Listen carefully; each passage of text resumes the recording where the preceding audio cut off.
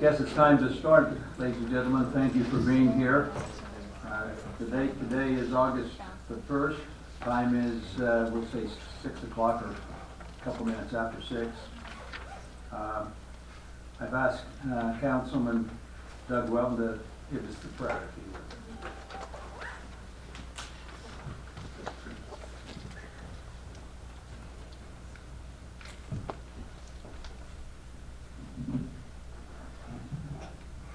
Father in heaven, as we come before Thee this evening, we're thankful to gather here as residents of this beautiful city to discuss the affairs of the city and how to better bless the lives of one another and make sure that the government happens in a proper fashion. We're grateful, Father, for the freedoms which we have. We're grateful, Father, for this beautiful country in which we live in. We pray, Father, that we'll be able to come to the best conclusions through meaningful and civil dialogue, and that Thy Spirit will attend us here. And we say these things in the name of Thy Son, Jesus Christ. Amen. Amen. I've asked Payson Swayze to come and lead us in the pledge. Payton's here to fill the requirements for a merit badge.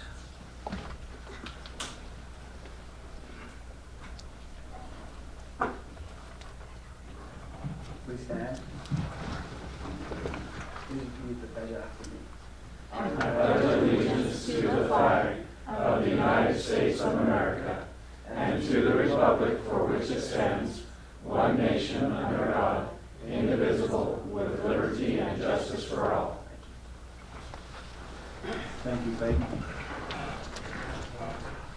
Ladies and gentlemen, we'll go ahead and start with the consent agenda. Approval of the minutes for the work session and regular meeting of July 18, 2018. Do I have a motion to approve the consent agenda? I would make a motion that we approve the consent agenda. Is there a second? I'll second. Seconded. All in favor? Aye. Motion carries. That brings us to petitions. C, public forum. Anyone that would like to speak on items not on the agenda, please limit your comments to 3 minutes if that's needed. So we'll go to that point. Do we need a motion to open? Okay, we're ready for all those that would like to come up and make a statement. Thank you for coming up. Please, again, mention your name and where you live. Thank you for this opportunity. My name is Janet Johnson, and I'm a resident here and near the mouth of the canyon, close to where Gary's Meats is at. We built a beautiful home here and have really enjoyed our area and have some concerns, and would hope that possibly these can be addressed on the agenda at some point coming up. There are some conditions of use permit for the Gary's Meats that we believe are not being met, and they are affecting properties and owners around that area. There's noxious smells, which we can't go out and enjoy our yard because of, and sounds. And it's not just when trucks come. It's all times of the day and night, every day of the week. Sometimes there are animals there that are over 3-day weekends, and they're just standing and making noise and a lot of smell. We've seen things dumped in the field next to that place that probably shouldn't be. We just have a lot of things that we have tried to address in the past, and we haven't felt like we've had an ear. So we really would like to have an opportunity to discuss all of these issues with you, and maybe a situation can be remedied. Thank you for your time. I have a question for you. Have you sat down with staff and gone through these recently? The last time that we had tried to address this was in September of 2017. I just received some emails stating that code enforcement is this department and noise is by this department, and really we didn't feel like we got anyone that really wanted to listen to us and our concerns. There are minutes from a meeting from September 6th of 2006 which discussed amendments to that conditional use permit, such as the animal holding pen must be enclosed and soundproof, or at least some foam on the interior walls. The back of that building is just plywood, and there are holes that go through that clear to the front, so it's not an enclosed building. And it does create an issue for all of us in that area. So it devalues our properties. It makes so we cannot enjoy our property to the full extent, which is part of the permit, that it would not, it wouldn't interfere with anyone around and their enjoyment of their property. And something about being hooked up to the sewer, if it came within so many feet. I have asked about that, but I haven't gotten an answer yet as to whether they've actually been hooked up on the sewer, and if they have, why are they dumping out in that field? And they also have large animals. They have horses, and as far as my understanding is, we're not zoned for animals in that area. So I would really appreciate if we could sit down and have a dialogue. Any other questions for me? Thank you. Thank you. Making us aware.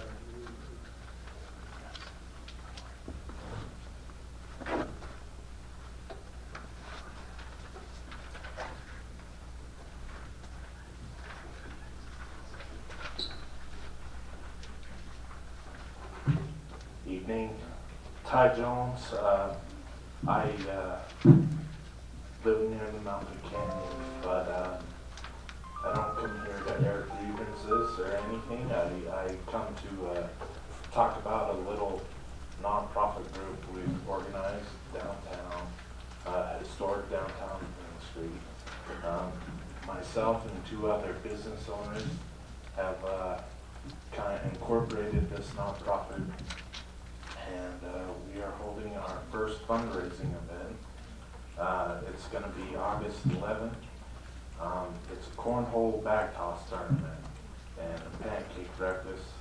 We'd love support. I know we've had a lot of help from Brian Hewlett, and appreciate the city's support, but hopefully can help remedy solutions to some of Payson's goals, especially in the downtown area, and we'd ask for support from the community. And if you have any questions or concerns, please contact us. What's the name of the nonprofit again? Historic Downtown Payson. Okay. And the money raised goes towards beautifying or? Yeah, so what it is Historic Downtown Payson was actually started clear back by Brian Hewlett a long time ago, and then it dissolved, or we resurrected that. Our goal is for, to preserve the historic buildings down there, to work with the city to promote fine dining experiences, promote business down there, entertainment. Downtown's kind of become a ghost town over the years, and it's not like it used to be. And so we want to help get it back there. Any other questions, concerns? Okay. Sounds like a fun event. Yeah, appreciate it. Thank you.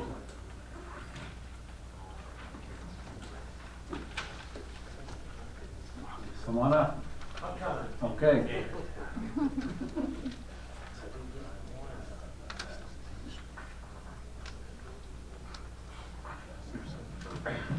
My name is J. Don Armstrong. I live on 810 South 680 West in Payson. Mayor and council members, on the 8 South, and Mayor, you know this, on 680 West, they skipped our street, went over to 730 and paved everything down that way. And then we were told we were going to get it next spring. That was 2 years ago. That didn't happen. And we called back and talked to, can't remember her name now, over at the Rosen. Well, you're never on the list. And then now in front of my house, there's a great big pothole. And the mayor, my wife's got some health issues. Every time we back out of that, and we hit the pothole, it just hurts her shoulders really bad. And I was just wondering, why are we looking forward to that? And also, we got our property taxes, there's a 24% increase in our property taxes that's proposed.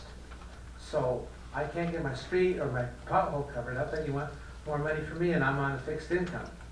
So what do we do?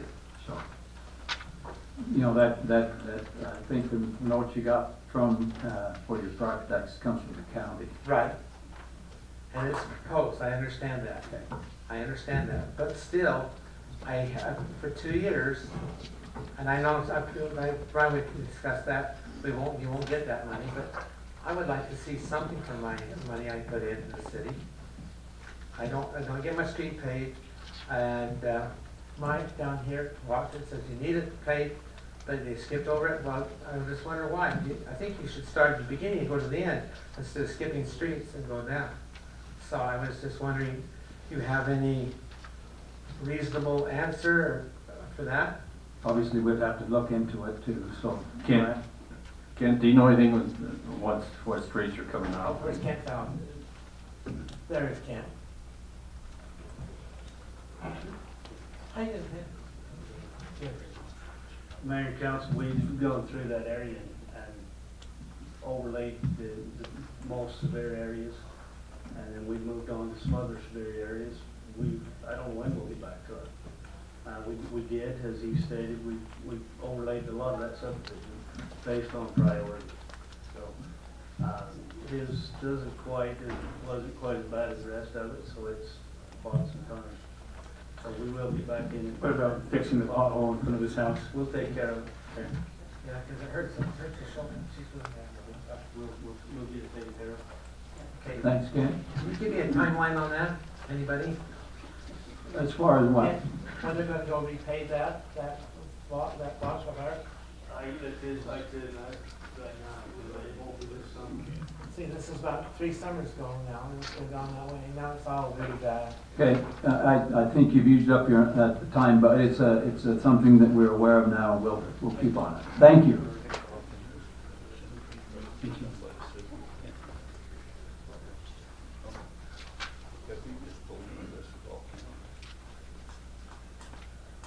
Anybody else like to come up and take advantage of the forum, public forum? Thank you.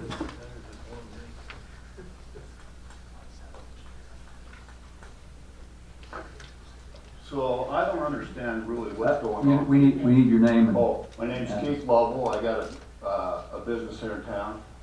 And so you're telling me that the increase in property tax isn't controlled, that you guys don't have anything to do with that? That's all coming from the county? No, that will be discussed later on. The 25% was like the ceiling, and we'll discuss that in item. Oh, Yeah, so we'll talk about it. okay. There's a And public that's forum just when kind you of the talk. ceiling that we had to put out there. Okay. So Thank you. the property evaluation, I think, is what the mayor was talking about, and that's put out by the county. Exactly. So if anybody wants to talk about taxes, we're having a public forum on that, so or public hearing, so you'll be able to talk about the taxes.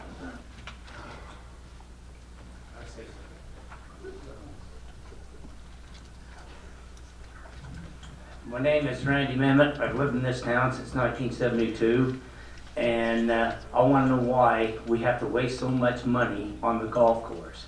Putting a trailer court up there, that's just a 4-month deal, or a 5-month.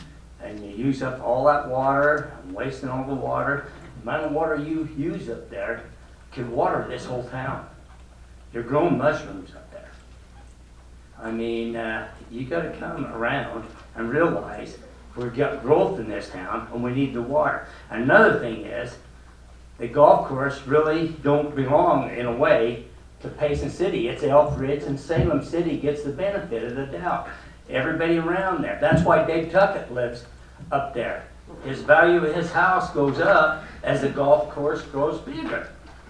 Randy? Well, go ahead and. And I just don't feel we need to be wasting the money on trailer courts when we got all this pressurized irrigation, which you've had us under. we can't water every day because the water pipes won't handle it. We can't upgrade it because we're putting our money to the golf course. Randy, We're putting it for sewer, we need it for sewer, water, everything in this town, upgrade, roads, everything. But we gotta waste it on it, and we only got 1 out of 1,000 that golfs there. Let Councilman. Don't, Linda, let me tell you, Linda. Hey, Randy, that's You- enough. That's enough, when you Randy. run, you Randy, run. Randy, You run. that's enough. When you run for Randy. roads and fixing roads, and Randy. you haven't done nothing, Linda. Randy, that's enough. That's enough. Randy, I You just haven't want to, done nothing. Randy, I just wanted you to know that I golf up there real frequently, and I've not seen one mushroom. But thanks. We'll move on. Anyone else? Yeah, I could say one good. Okay, Dana, It's been discussed, I don't know, but the parking lot, go ahead and just step up to the microphone. Dana DeWitt, I own 2 businesses on Main Street. But it's, the parking lot behind there, well, it's kind of Cleary's construction parking lot there. But it's caving in all over the place. Right there where the mailboxes are right there, you go through a big dip. Behind my place, 12 feet over, where they tore the Legion Hall down, when they plowed all of the refuse from the Legion Hall, they didn't haul it away. Now it's finally rotting down, I guess, because right behind my building, the parking lot sunk a foot right there, 12 feet out from the back of my building. Right, you can follow the foundation of the old American Legion Hall right there. It's getting really bad. Behind the library, it's really bad. All the way along, there's really talk about potholes. You can't. When I ride my scooter down there, I have to zigzag through that to get around them. So I just wondered, was there plans by Labor Day or something like that? Try to. Well, obviously, we can't solve anything here right now, but we'd have to get with staff and take a look at it. Yeah, go drive around and see. It's getting bad. It's getting really bad. Okay. Yeah, we realize that that's a bad spot. That one thing we've talked about is there's a lot of infrastructure under there. So we have to also look at the infrastructure along with repaving and doing all that. So it's a bigger project than just paving over. Well, it had water going through, then they had trees in the middle at first. Now they haven't got the water. I don't know if the water lines are still there, but they cut. Well, in front of my building, that tree right there, I had to go out and water it myself because it died. The city, when they changed the water, they didn't put the water. I don't have the sprinkler up to that. I have to use a hose to do it. That tree's on. I paid for 4 trees back when they did that, $3,200. They've taken 3 out now without even talking to me. This one's the only one left. And if you want to see the value of that, at Labor Day, you've got 100 people gathered around that one tree. You know, and it's if I didn't water it with my own water, it wouldn't die. They cut it off. But anyway, that's one of the least of my problems. Thank you. Thanks, Dana.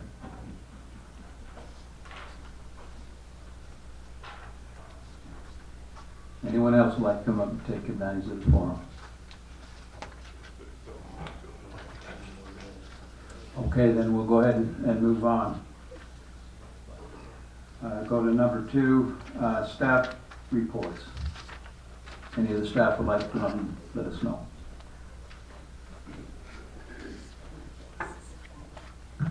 Mayor and council, just a brief synopsis of what the street department's got coming up, some of the projects and things to kind of give you the heads up.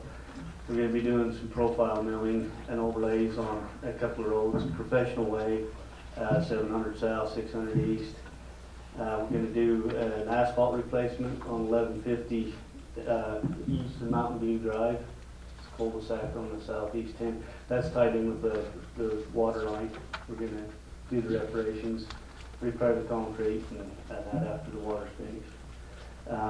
Slurry seal, we've got a contract with M&M Asphalt. We'll start that in a week or so. I think it should, inside of 2 weeks, they should be in crack sealing. We're going to do about 1 million square feet of slurry seal in the southwest quadrant to include 930 West, that area around the southwest quadrant. We're going to be doing some tree trimming around Parkview School. The canopies encroaching on the right of way on 5th South, 6th South in that general area.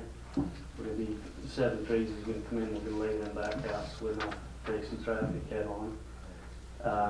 We have the storm drain project on 200 North that will start in about 2 weeks.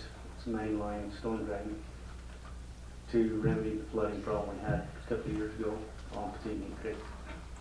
That'll all be happening and starting in the next couple of weeks. So, any questions? 200 north and first west, is that the one? Yes, it starts right there. Thank you. Okay, thanks, Ken.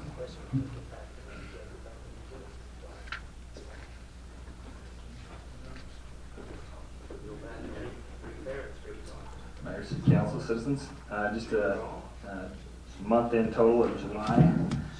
We made 98 arrests, 178 offenses, issued 240 citations that resulted in 291 violations.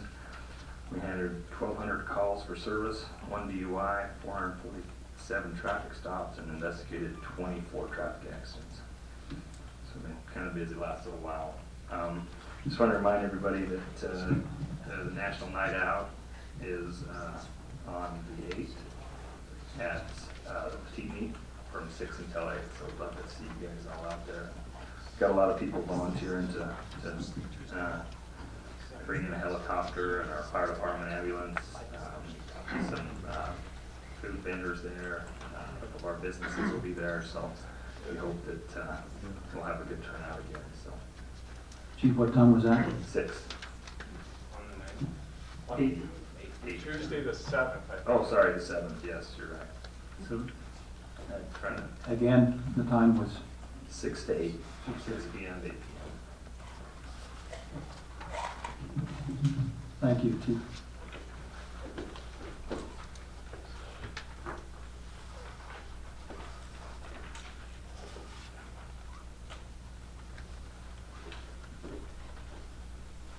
Mayor and council and public, wanted to give a couple of updates.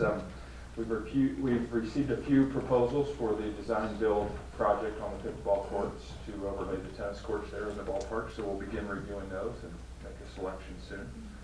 And hopefully some will be able to start. If we choose one, maybe they'll be able to start this fall as well. So that'd be great. We do have the salmon supper this weekend. For those who do not know, we will have fish flown in and salmon fried dinner over hot apple wood or cherry wood, fruit wood. And that'll be this Friday night. We do have time slots left at 7 p.m. and 7:30. The rest of them have sold out. And we're about at 4,000 tickets sold now. Janine could not be here and didn't give me the exact number, but those are the time slots we do have left. Carl, you go online, can you buy tickets as you get in there, or how's that work? If you go to the park, there's a chance there might be some tickets left, and we're encouraging you to buy them online, or even at the park, you can buy them online. We'll have a QR code you can use with your phone and scan in, or you could buy them right here at the city office tomorrow. Thank you. Yeah. You bet. And then also, yes, Brian? I got a quick question on that. What happens if they're sold out? You will not be able to buy them at the park, right? Right. If they're sold out, you won't be able to buy them. Right.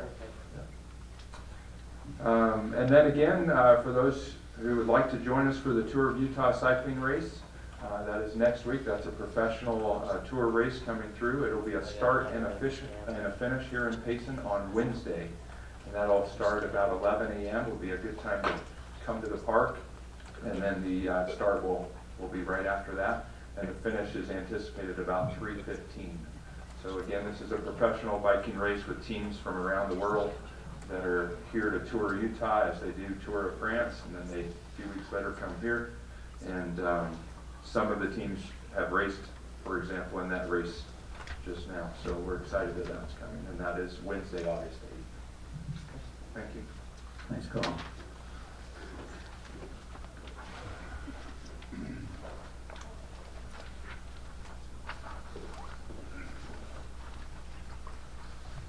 Mayor and Council, just to give you an idea of activities with the ambulance and fire. For the month, we had 50 fire calls, so average about 1.6 a day. Year to date on that one's 300. On the ambulance, we averaged 178 calls last month, which is almost 6 calls a day. Right now we're at 1,400 calls for the year, so little bit higher than what we were last year. Interesting, it seemed like the majority of our weekend we spent off the canyon. We assisted on a few rescues, a bike accident, hiker that was sick was unable to get off the trail, so we worked on that with Lifeline and search and rescue to get those people brought in and taken care of. Fireworks went really well this year. We did confiscate quite a few illegal fireworks, a lot actually. But overall it went good. Didn't have a lot of fires that were significant that caused any damage. So we felt like that was really good, actually better than what we had on the 4th. So things went good there. So I got a question on the fireworks. So can we just stop buying fireworks for our onion days and just use all the? It'd be a lot cheaper, wouldn't it? Yeah, confiscate the one. Yeah. I wish, yeah. They wouldn't be as significant though. As you noticed also the wildland fires around the state and around the western United States. I've chosen not to put us out there on wildland calls just for the concern of if we have something here, want to make sure we have the manpower to cover our area. Thankful it's not in our canyons. We've had some small fires up Payson Canyon and some on West Mountain, but luckily we were able to get to those and put them out before they got significant.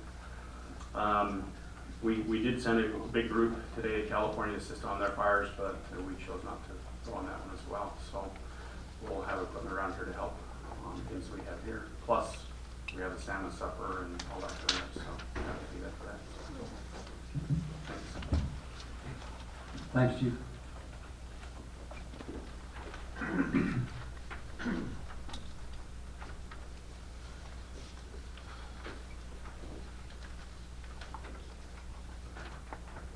Good evening, Mayor and Council. Just a chamber report for you. I have an updated profit and loss and budget statement. These were also emailed to you, so if you want to review them at another time. Just wanted to give you an update of those.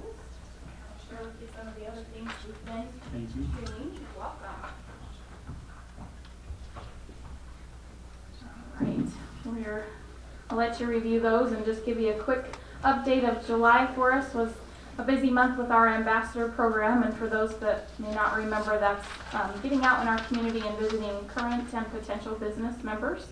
We had 8 successful visits throughout the chamber. That's in both Santa Quinn and Payson, and we're trying to visit either those that have been in the chamber and may have dropped out of a little bit of activity, and we want to share with them some of the new things we're doing in the new area and the growth that we want to see in our cities, and being able to help our business community grow and develop.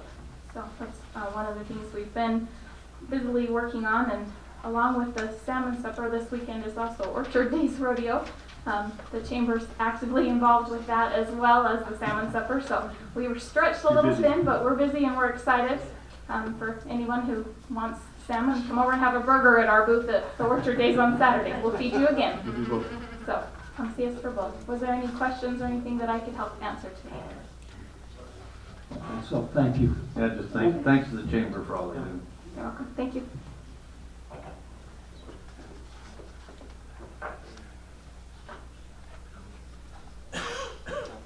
Any other staff would like to come up?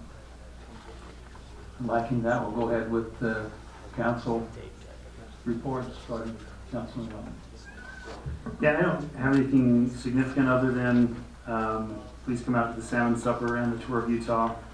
Both of those are great events that showcase our city, and I'd like to thank all the volunteers before it even happens. It takes a lot of time, a lot of service and dedication on a lot of individuals, both at the city level as well as the community level. And so I'd just like to thank everybody who's involved in that and making it a great event. I'm also grateful we've got some significant discussions on the docket today. I'm grateful that there are people that are here and concerned, and I think those discussions are important to have. And so look forward to having some meaning and civil discussions. Councilwoman Carter.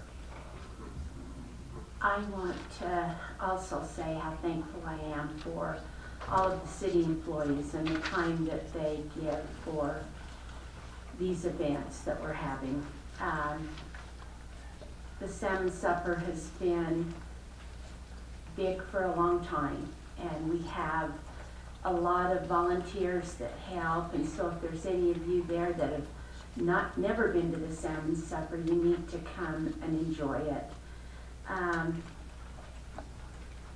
appreciate Janine and Carl for the work that they do for the Salmon Supper and the Tour of Utah. We appreciate them and all their work along with the city employees. Thank you. There's a few things, Mayor. First of all,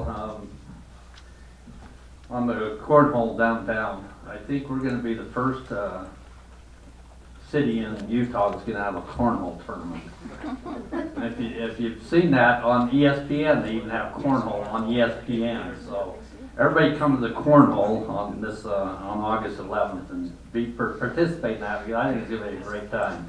And I just have to correct Ty a little bit on the downtown. I didn't start the downtown organization many years ago. There was actually a state sponsored. They used to have a downtown coordinator for the state, and Payson had signed up with that and started that. I became involved shortly after that as president of downtown. But so it's, I'm really glad that we have some individuals downtown that are taking pride in the downtown and trying to get that make it a better place.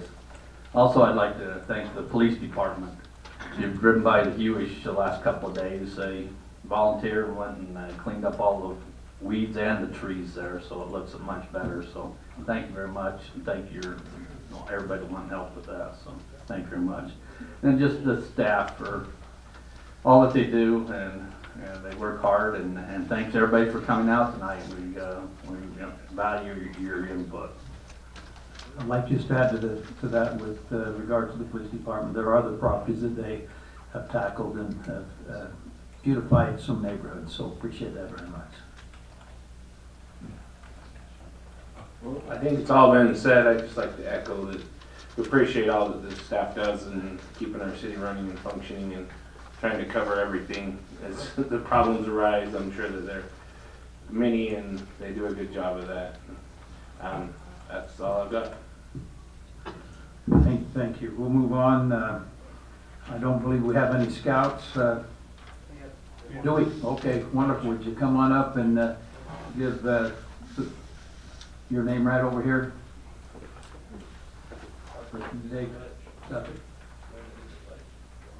Oh, come up. He wants to. Why don't you come up too? Okay. Oh, there's one before. Yeah, you can come too if you want. We'll ask you what you like about scouting.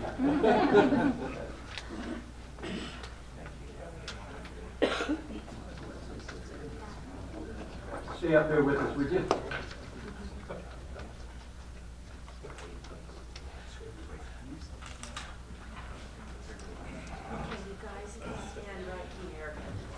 One thing that we like to do with all of the scouts is, first I'm going to have them introduce themselves because I don't have your certificate. And then I want you to tell us what you like best about scouting. My name is David Laney, and I think I like camping more than scouting. I'm Payson Swayze, and I just like being with my friends hanging out. Great. Thanks for coming tonight. And I want you to go along and shake all of the hands if you would. Right here. Just right here in front of me. Thank you, guys.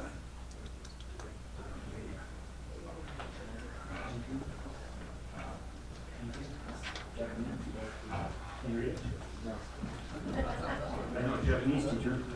We have certificates being printed up by the street for you too. He wants to know if you can read it. Yeah? He doesn't want to know what it says. Closer, so I can read it. Okay, we're working on getting those certificates, and we'll get them out to you. And then it goes to number 4. Jade, I guess you're up again. You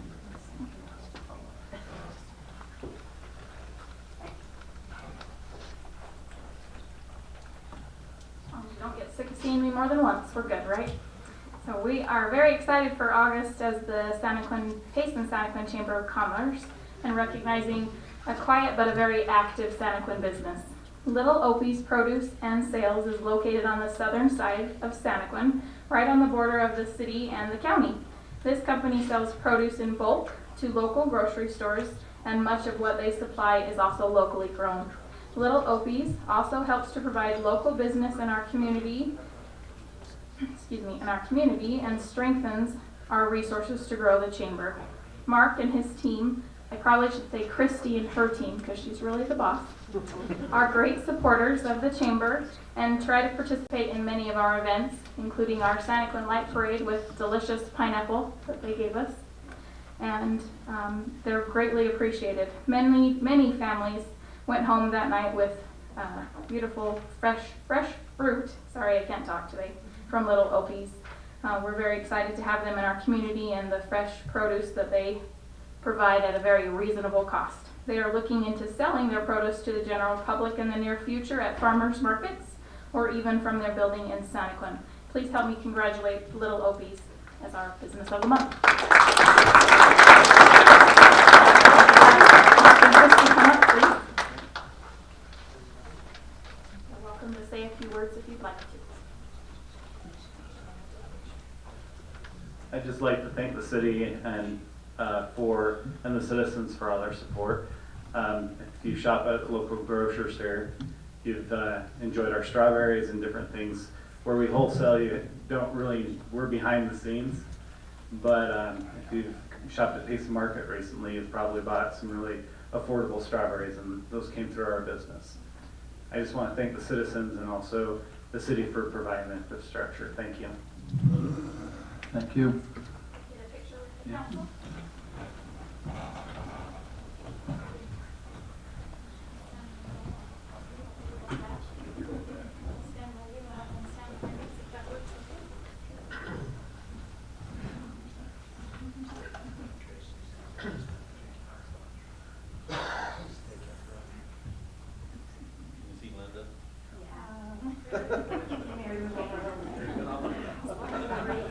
And now you. More reasonable height.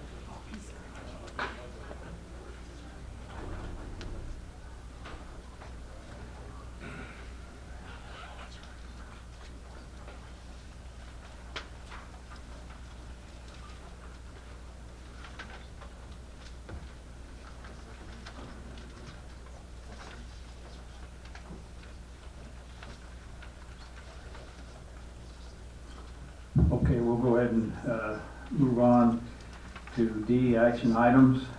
We'd like to start the hearing in the trust and taxation and adoption of the fiscal year 2018-2019 budget. And I believe, Sarah, you're up to give us some information.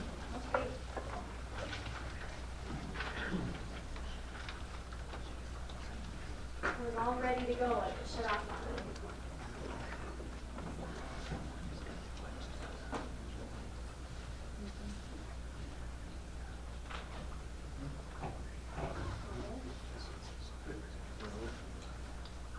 Okay, so we're here to discuss our budget and our truth in taxation. As everybody has heard, the council formally approved a 25% property tax increase. What that is that's the max that we can go. That doesn't necessarily mean that's what you have to adopt, but that's your cap. You can't go any higher than that.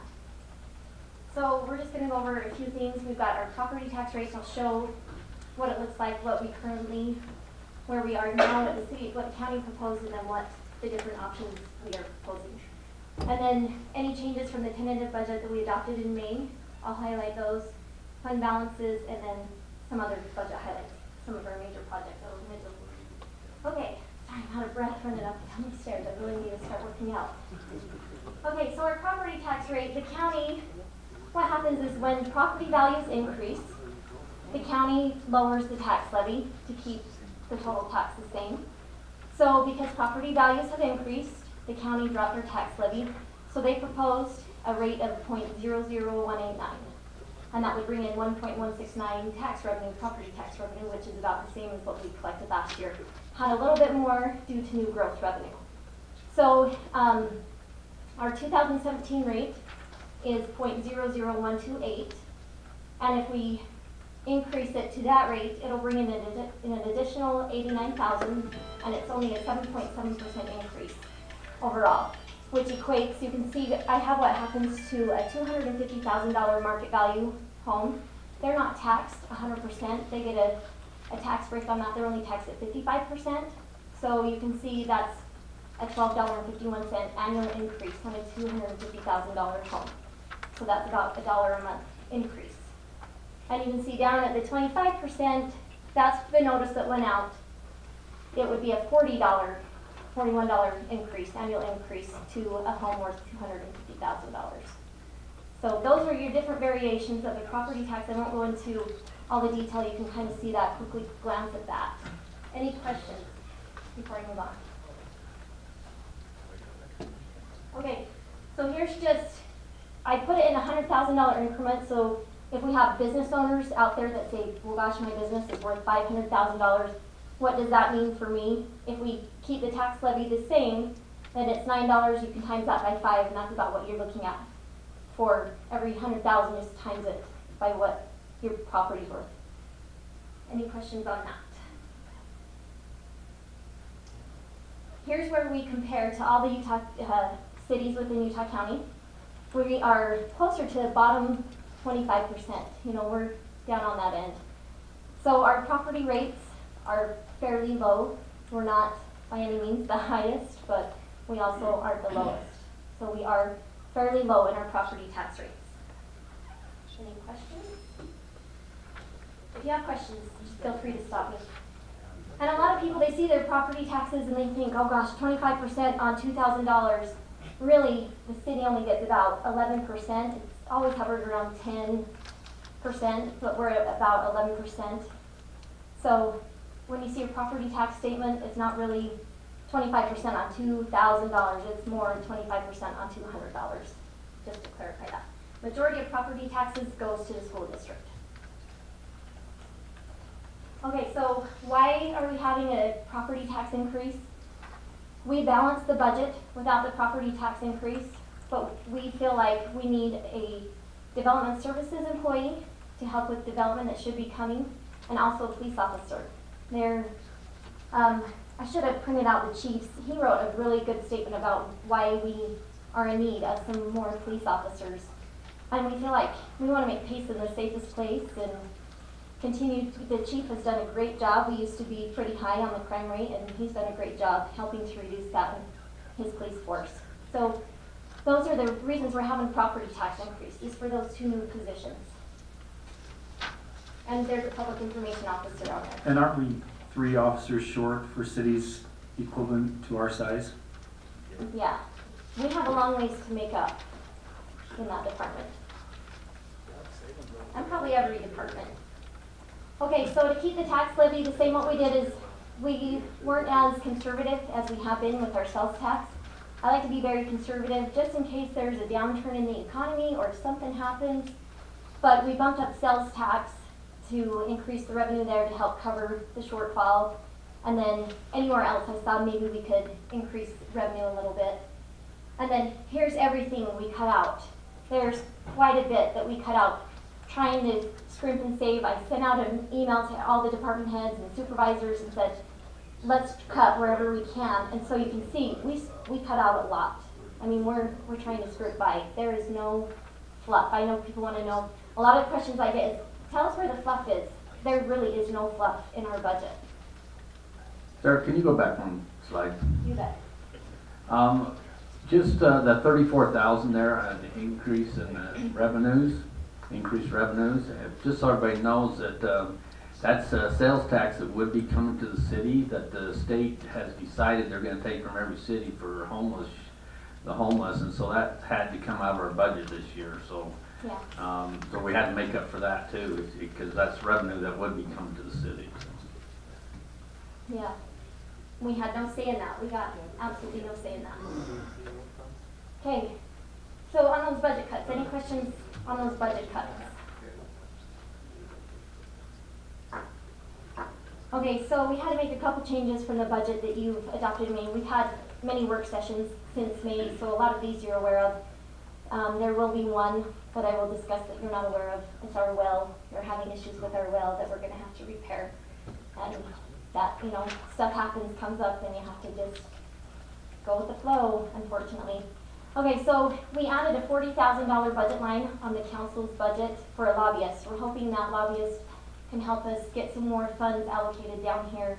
It's going to be a coalition, and there you can interject if I, you know, mess this up. But he's going to work with Springville, Spanish Fork, Mapleton to try to get more funds down here in Utah County area. Yeah, and that would be specifically for the interchange that's planned just about a mile northeast of town, in between Payson Main Street and the Spanish Fork Benjamin exit. The state's in the process of reviewing the studies that were made, of the environmental studies, and we're hoping that they will sign hopefully sooner than later. Could be as late as November, but hoping for maybe September. But we're already looking forward to see if we can get some money to be able to fund that interchange. So that's basically what that is. There's also a small chance, and I'll say it's very small, that it will help us out with Main Street. And a lot of people worry about Main Street, and one of the reasons we don't touch it is because it's not just the street, it's everything that would have to be redone, which is millions of dollars. But the state gave it to us in a condition that would made it very difficult, and so we're seeing if we can get some money from the state to get Main Street fixed as well through this process. I'm glad you mentioned that. I forgot. That is an integral part as well. That's something that we talk about all the time. We'd really like to get fixed, but it's very expensive, and we feel like there's some money from the state here that we shouldn't walk away from. Yeah, absolutely. Anything else on that? Okay, we do that economic development golf tournament. We increased the budget on that. That's an event that we started last year. Brian Hewlett, Councilmember Hewlett, has been very involved in that, and they're trying to make that different, trying to attract different businesses and let people know that Payson is open for business. Did I get that right, Councilmember Hewlett? Okay. In administration budget, we added $25,000 for a contract employee, a public information officer. We're hoping we can get someone in here who can help communicate better with the public so they can be more involved. You know, staff, we have our jobs, and like me, trying to put information out on Facebook on everything that I should, it gets pretty difficult. So it'd be nice to have a public information officer to communicate with our citizens and keep them in the loop so they feel like they have a voice in this city. I don't know what's going on. I want to add a little bit to that too. Besides keeping the citizens informed, it's also to put Payson's best foot forward. How many times have you heard Payson is hard to work with, or Payson is who wants to live in Payson, things like that. So that's another thing that we want to do with this person, put our best foot forward and let people know who Payson is. Yes, absolutely. And then we're looking at a transportation fee study. We're trying to figure out what we need to do with our roads. So that's already been brought up, that our roads are a huge issue, and it's an ongoing concern for many cities. Many cities have started to implement a utility fee added onto utility bills, and we're just looking at that and seeing if that's maybe something that we should do. Because when you bond for roads, by the time the roads are ready to be repaired, you're still paying on those bonds. So it doesn't make financial sense to bond for these roads that the bond lasts longer than the roads do. So we're looking at that, and then we're trying to get our city code so it's more readable, user-friendly. So we're looking at a company to help us get our code up to date and accurate. Development services, we received a $10,000 donation. Geez, I can't talk, I'm really nervous. We received a $10,000 donation from one of our developers. And we felt like it would be good use to get some new development software to help track the developments that are coming in. It will allow the developers to see what's going on, staff to see what's going on, so there's no question, where is that project at? So we feel like that would help with that. Then there was a contract in the legal department. They increased their contracts. We had to increase their contracts to cover that increase. The Payson Community Theater, they were awarded a $20,000 grant, part of that park tax. And this is just kind of an accounting thing for me. I didn't have it in all the right budgets. So you'll see that the Payson Community Theater now has that budget item. So it's just more of an accounting So that thing. We comes had from it there park before. tax? Yes, it's from the park tax. That the citizens approved? Yes, the park taxes, it was voted on in 2016, I believe, and it was approved by 67%, I think it was approval that it had. And it goes to help to improve our parks and our recreation and arts, and it'll be a great thing for the city. The park tax will actually be used to help update the tennis courts at Memorial Park. Any questions? Capital projects. In our capital projects fund, we've been trying to build up that fund balance. We are spending money out of there, probably about $650,000 on our capital plans and master plans. And part of that, we had to increase it a little bit so they can do a study on our current deficiencies to figure out where we need to address the issues in our deficiencies in our infrastructure. So we had to increase that, and then we increased the capital projects by $210,000. As you know, the RV park, we thought that we could do it for $150,000, and the sewer line alone cost over $100,000 to get that in with all the unforeseen problems that we ran into. Seems like nothing ever goes easy for Payson City. I don't know why, but so we increased that. That's going to be a loan that it will pay back. It's not something that's just given to them. Hopefully that is successful, and they'll pay that loan back just as soon as they can. Then Class C, our revenues have been up this year, so we increased our revenue, and we reduced the number of plows. Kent was able to get another plow, so he only needed 2 plows, and that's how we covered Professional Way. That's the project that Kent was telling you about, that we just, the hospital deeded it over to us, if I remember right. And then he added some more into the maintenance, and that's what he uses to pave roads. Water, we had to increase the budget to cover 2 projects. What happens is when developers come in and they do a project, if we need them to upsize to a bigger water line, we have to cover the portion that we are asking them to upsize those lines to. So that's why they're in there. And then also the $80,000 for the well repair that we just found out about last week. And then That might not go to that yes, level, right? that may not go to that level. We're hoping it's underneath that level, so we're hoping 80,000 is overkill, but we'd rather have enough to cover it than to come back and ask for more money. And if that will just fall back to fund balance if it's under. So what was the breakdown on the well?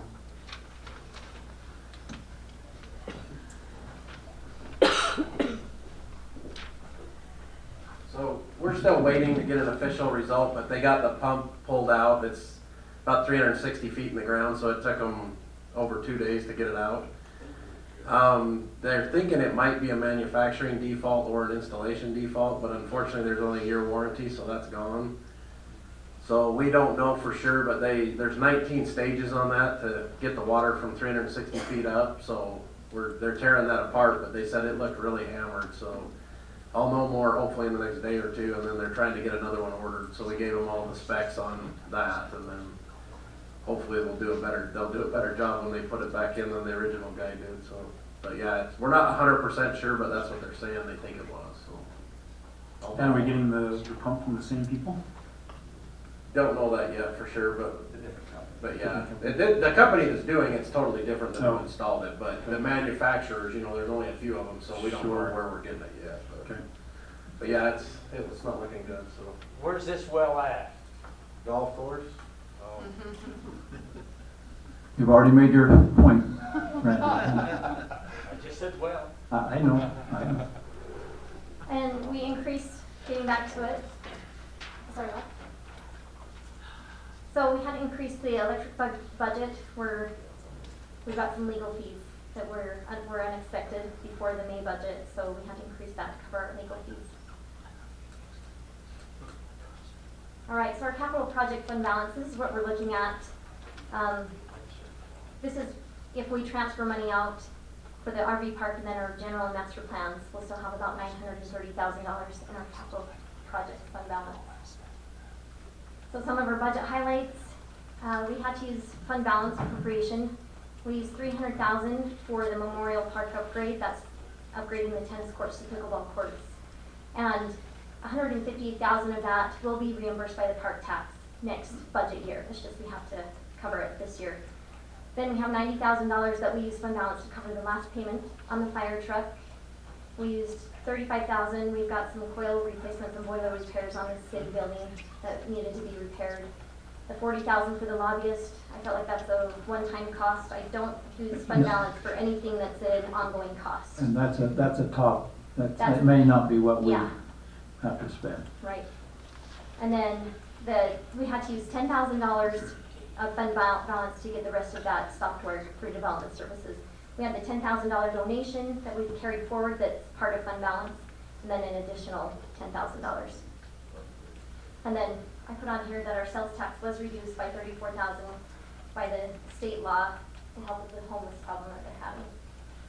So here's a highlight. You can see the different funds. We have general funds, we have enterprise funds, we have special revenue funds. So you can see over there, it just kind of summarizes for you what each fund is at. The information technology and vehicle maintenance, those are just rounding errors, but they should just be 0. But you can see that our general fund balance, we've got $4,000 surplus, so we tried to balance that as close as we could. And that is using property tax, doing the 7.7% increase, not the 25%. So this budget is balanced using this, keeping the tax levy the same. And I don't know if you have any questions on those other budgets, amounts. This is our total expenses. So our total budget is about $46 million in our budgets, yes. A question on lateral 20. Uh-huh. How much is that will be going away next year? How much were we paying each year? So $200,000. Our first year we paid $400,000, and then last year and this year is $200,000. So Okay, $200,000 will be was going. that coming out of capital? That's coming out of the water fund.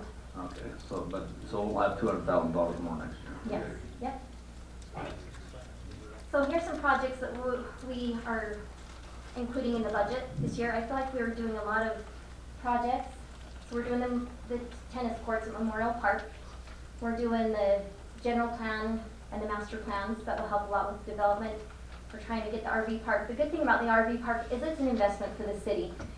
It's something that can generate revenue for us. We want to be able to have the golf course be successful, and we feel like this is a way to get more revenue coming into the golf course and helping with the golf course. So the golf course is an asset to the city. It is something that attracts people here to Payson City, and that's something that we feel like can help bring in more revenue. So it's not relying on other funds. We'll have a public hearing here in a bit. So If there are any comments. the water projects that we have installation of PI meters. We're allocating $300,000 on that. We received a grant last year. It was a matching grant. We had to do $300,000. We received $300,000 from the federal government. They did not give that to us again. They said we didn't qualify. So we're trying to continue that to get PI meters in. It will help with conservation and help us to monitor how much water is being used in the PI system. And that's something that's going to be mandated eventually, right? Eventually, yeah, it looks like it. All the past legislative sessions, it looks like that's where they're heading, but it will be mandated to have meters. We'll have our third and final payment on the installation of lateral 20 that Councilmember Hewlett just brought up. We're trying to replace batteries. That's what helps you to read the meters. We have a lot of those that are broken and it's hard to read them, so we're continually working on that. We're working on the filter on the upper PI zone, the Salem Canal Road, which that one they've already been working on. And then these are the two main projects that we're going to have to bond for. It's about $3.8 million for the 16-inch upper zone irrigation line and the 24-inch lower zone irrigation line. And that addresses both current deficiencies and also will help with growth. So if you have questions on those, we can defer So to your water Travis. pressure issues? Yeah, to try to address the water pressure issues that we have. Travis, do you want to add anything on those? No, Okay. Wastewater, we're continuing to say for the treatment plant upgrade, the federal and state mandates, we're gonna have to meet certain specifications. Right now, as is, we're not. So you'll see in a lot of the other cities, they're doing the same thing. They're facing the same issues as we are, trying to figure out how do you meet these requirements, these federal and state mandates. And we met with the consultant today. It looks like we're going to get an extension. Am I okay to say that, Dave? Yeah. And it will take us to about 2024. Our extension goes till 2024. Before it had to be implemented by 2020.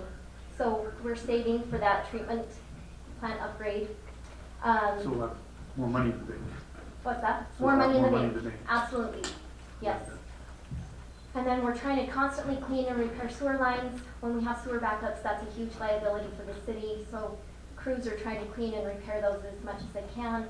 Some of the main repairs that we're doing is 700 South from 1st to 6th West, 800 South, the SR 198 line repair, and then a wastewater master plan, and save for a jet truck. Jet trucks are pretty expensive. They can range from $400,000 to $500,000, so it's quite the investment. We're trying to save for that, so we don't have to, try to come up with that money all at once. Did I say something wrong on that? Am I okay?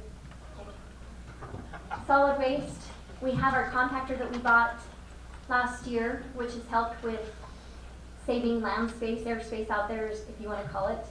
And we're continuing to pay on that. That was about a $650,000 investment, but it's well worth it because it helps to extend the life of the land, which is a valuable asset.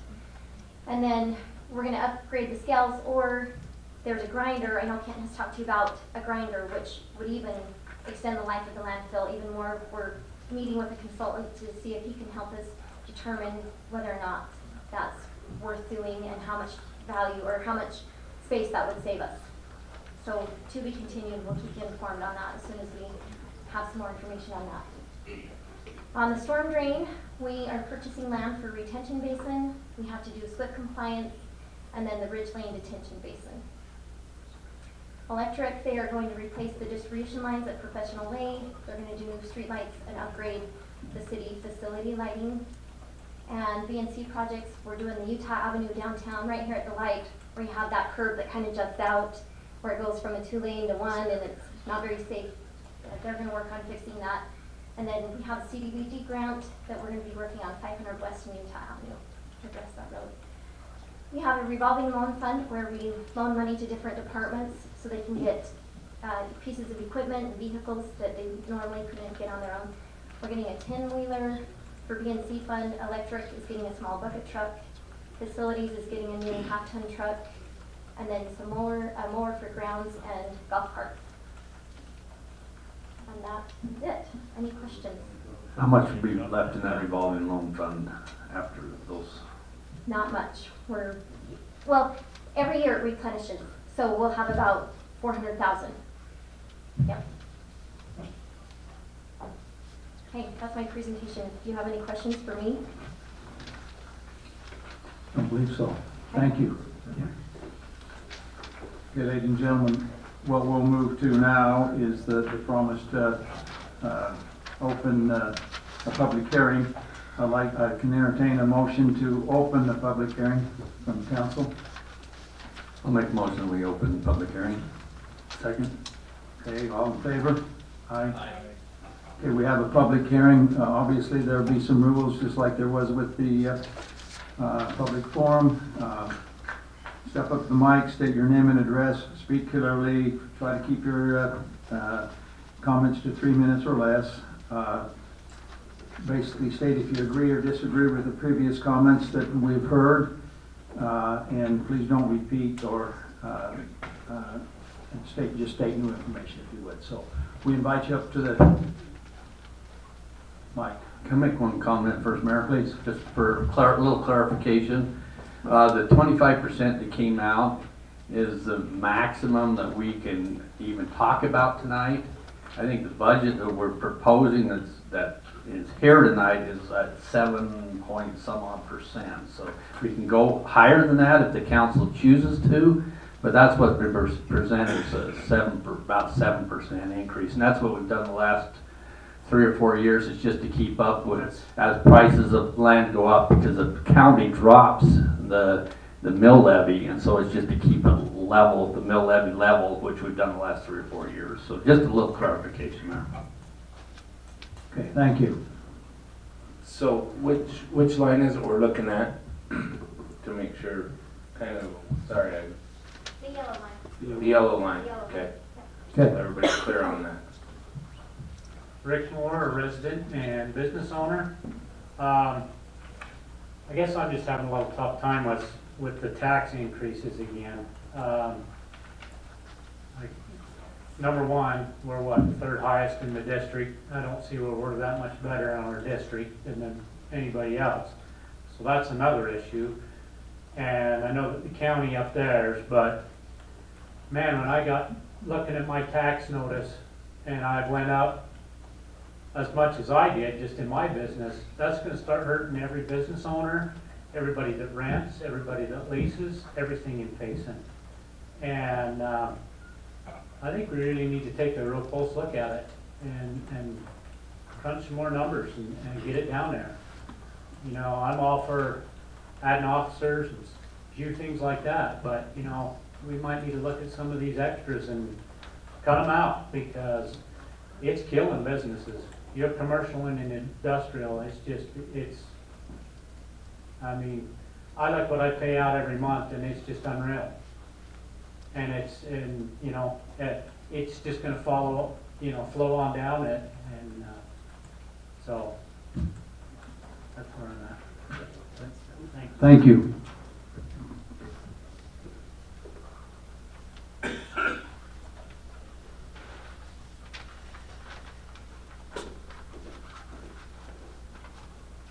Hi, Scott Phillips.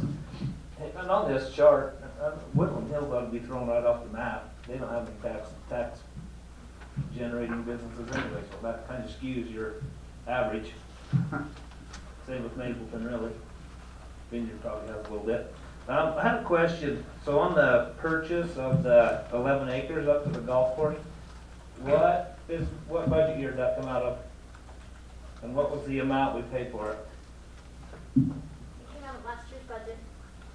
Was that a budgeted item, or we had a budget amendment? What? We had a budget amendment, And how much did we pay? $430,000. And how are we going to get return on investment on that? we're working on that. Okay. Well, anyway, I have kind of the same feelings as Rick. My taxes went up from 19,000 to 27,000. You know what? It just gets a little bit hard to swallow, because we just got through with storm drain increases. You just can't keep piling it on the businesses, because I'm pretty sure that's the backbone that keeps paying the rates around here. So anyway, hope you consider it. I've seen Salt Lake City, they're looking at increasing their sales tax. At least that's spread around and everybody pays it. I read an article that says some cities and local governments in Utah County collect additional local sales taxes, which can be as high as 1.35%. Salt Lake City is asking how to pay for police, roads, housing, etc. Their current rate of 6.85 is going to go increase to 7.35. So I know our park tax brings in over a couple $100,000. You raise it a quarter of a percent, correct, Brian? I mean, to me, some of that stuff makes a little bit more sense. I know our law enforcement goes down to some of these places that don't pay any taxes, but the people that work and have to pay taxes pay for, as in the mental facilities. That's where most of their calls go to, or a lot of their calls go to, and they don't have to pay it like the rest of us commercial customers, because they're probably get the residential deduction, would be my guess. So anyway, hope you take it into consideration. Thanks. Thank you.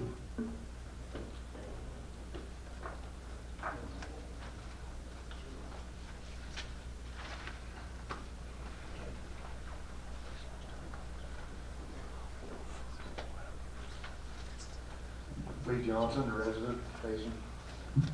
I would like to see the golf carts the first thing, let the pro own it. Let him take that in and they will be his. He can do a lease. That money doesn't need to be spent by Payson City. He can deal with a company and they will be his golf carts. He will charge, he will collect the fee. Payson City won't have anything to do with golf carts. We can spend that money, hopefully, on 3 officers. There's several things that was up on that we could look at, Payson City could look at, and turn that over and privatize it and not have to spend the money. And we could spend that money now on things that we need to fix a pump. We need the water. He brought the water up. Let's take care of that things and use a little more common sense on, let's not spend it because we have it. Let's put it where it needs to be and spend it the right way. And look at privatizing some of this and go about it that way. Thanks. So, thank you. Just for clarification, you want Tracy to personally Yes. own the golf carts? A lot of golf courses, the cities don't own those carts. The head pro owns everything. He does a lease with a company, it's all his. What's in that pro shop is his. Those golf range balls are his, the golf carts are his. He's done the contract on his own. He works for the city. All of that other stuff, that's his. He takes care of all that. He pays for the insurance on it, he takes care of all of that. So that's an agreement that he would sign with the city to take care of that and to maintain that. So when they do go to play golf in your new RV park, they probably will never see the day that it even breaks even to pay for itself. But I like RV parks, so I guess we need to provide some type of services, but let's prioritize and do a better job with our money. Back to you. I like thinking outside the box first, so thanks for some of your comments.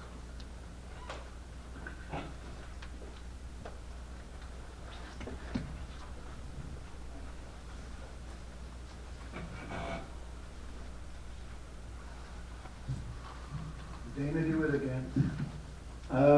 Every year I go to the county and fight the appraisers and the assessors for a property I've got next door to me. It's 47 feet wide, has a 19-foot, 1942 Army barracks on it. And I bought it for $18,000. Now this last week I got the appraisal on it. It's worth $108,000 right now for that 47-foot wide strip of. When you get back into the middle of the park, it does, the block, it does spread out, but it's 100 feet back. You'd have to have a 100-foot driveway to build. Before, I've always told the city, I've told them, they've come to the city and the city agreed, yes, they're not panhandling, they don't do it anymore. This last year when I did it, they said it's a buildable property and it's, so I had nothing to stand on right here. Every year we've been doing this for about 20 years. Every year I have to keep going. Last year was the first time Payson City actually said, I thought you had to have 75-foot frontage to have a building lot, but I guess you can build on a 47-foot wide property. But that 19-foot wide, 1942, they moved it in 1946 after the war was over from Tooele and put it on some cinder blocks. And that's what it is. They use it for stories a lot of times like that.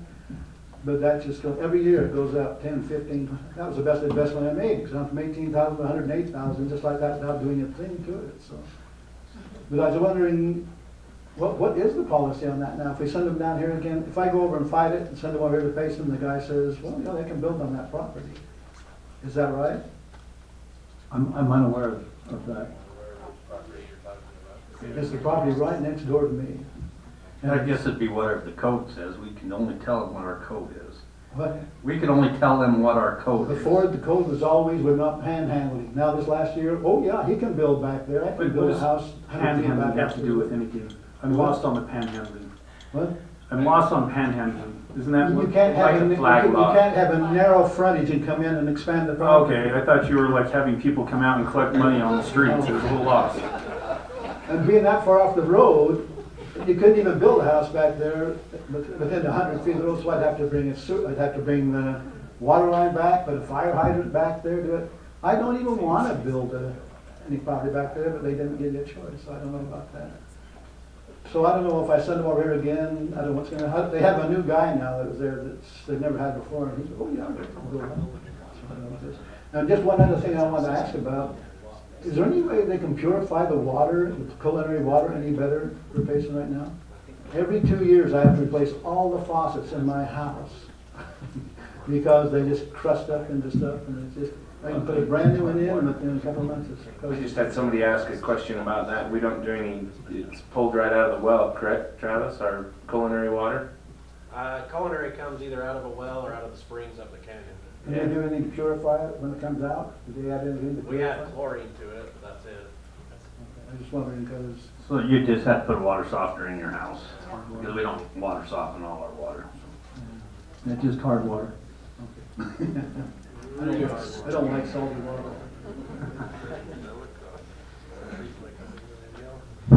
Thank you for your comments.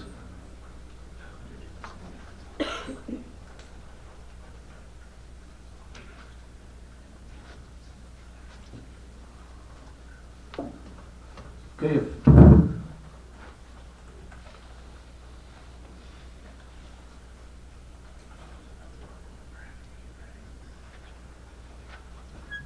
Randy Memmott, you know me. Is there any possibility on the improvement you've said to put the RV park at the golf course, if you can hold off without putting the cement pads down? Because Not gonna put cement pads down. that is wonderful, because it takes 3 years to get compactions in the trenches there, because our city don't know how to compact. Like when we done the sewer line from Elk Ridge all the way down, we had to repave it 3 years in a row to redo it, because the city was on their own, took that project on their own, which they shouldn't have never done.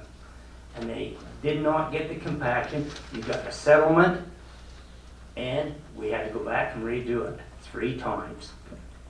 Appreciate your comments, Randy. And we gotta get that in the city, just like down right below the city here. So you're a fan of the RV park?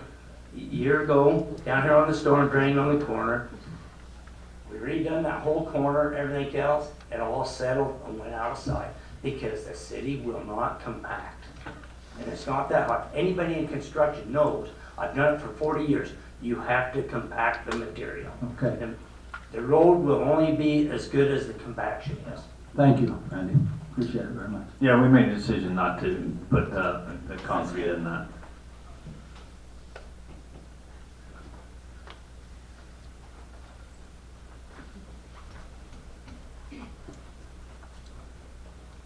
Brianne Moore, resident. I had a quick question for you, actually.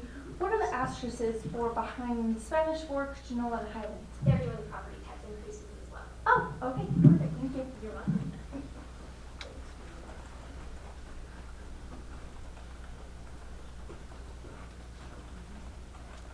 Paul Jacobson, I just had a question about property taxes.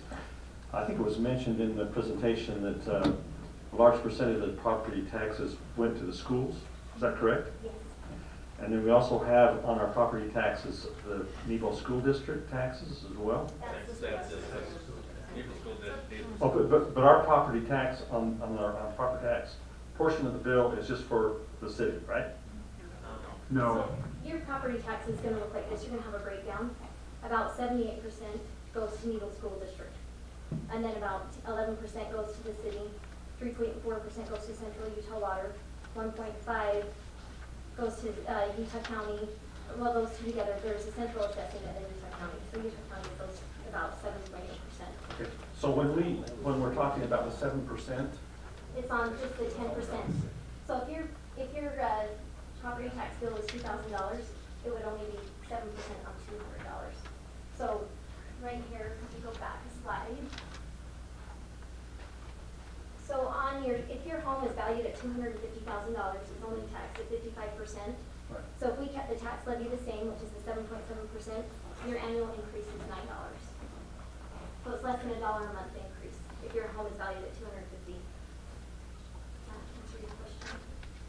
I guess, but then, So who decides what the percentage? The city council will tonight. Okay, so they decide how much we're gonna be giving to the school districts as well? No. This is just the city. We can only decide for Yeah, the this is city. just the city. Every year, the school district has their option to increase taxes as well. Like last year, I think they increased I think my tax bill went up $200 last year when the school district did it. Well, Scott Phillips and I went, and there was, how many people? 5 people at that one? There was no people at that one, which is crazy to me because we're talking about a $9 increase, and theirs was $200. The pie chart, each entity that is Is represented charged their has to hold this type of a public hearing regarding their portion of the tax. Okay, thank you. Yeah, you're welcome. Good question. Thanks for those questions. I don't know where all my information went. That's strange.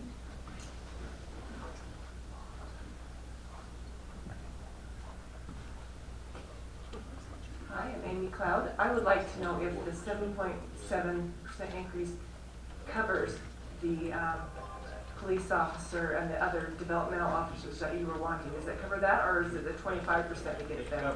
No. It covers that. We were, there's a ceiling that we can go to, and just to make sure we had some flexibility. We opted to do that, but we didn't have to go to that level. That's why it stayed at 7.7%. We actually never had it on anything planned out that would go to the full 25%. We just have that cap that we have to state. So the problem is we have to decide how much we're gonna raise the property taxes before the county will tell us how much they're gonna give us back. So we don't have those numbers, and when they come back and balance out, it put us at 7.7%, Okay. not 25. So if you do the maths, what will happen with the extra money that you get? Yeah, one thing, we haven't talked about that, but the only thing I could think is if we did more, if I was doing more, and I'm not even thinking about that, but if we did a little bit more, to put it all towards dedicated to roads, is what I'd want to do if we did that. Okay.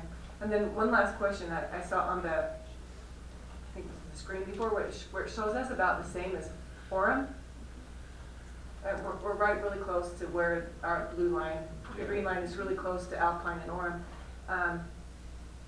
What can we do different as a city to pay for all these infrastructure and the things that we're seeing on the budget tonight that doesn't put the load so heavily on these businessmen? How can do we need more, how do we get more businessmen, or what do we do here? Because I was it's kind of sad to see that my property tax was gonna go up, but I had no idea theirs was. What can we do to help even out the load? Because Orem I drive through Orem and I'm like, wow, no potholes. Or how does this work? Maybe you can explain that a little bit.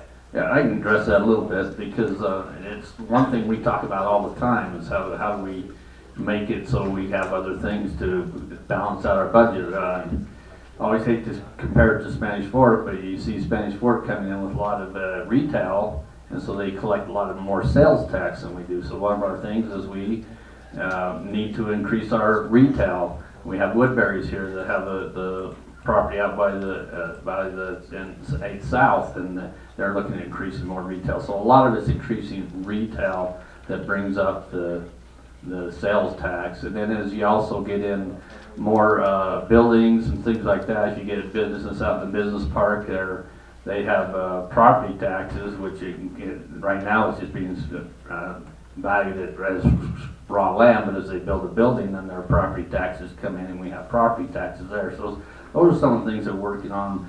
We have an economic development committee that helps with that, and the mayor's doing a good job with working on trying to get people come in. We've got some things going on, so it's something we're working on. It's a great question, so thank you. And if you're looking at Orem, the businesses are all compact, and they put their infrastructure in 30 years ago.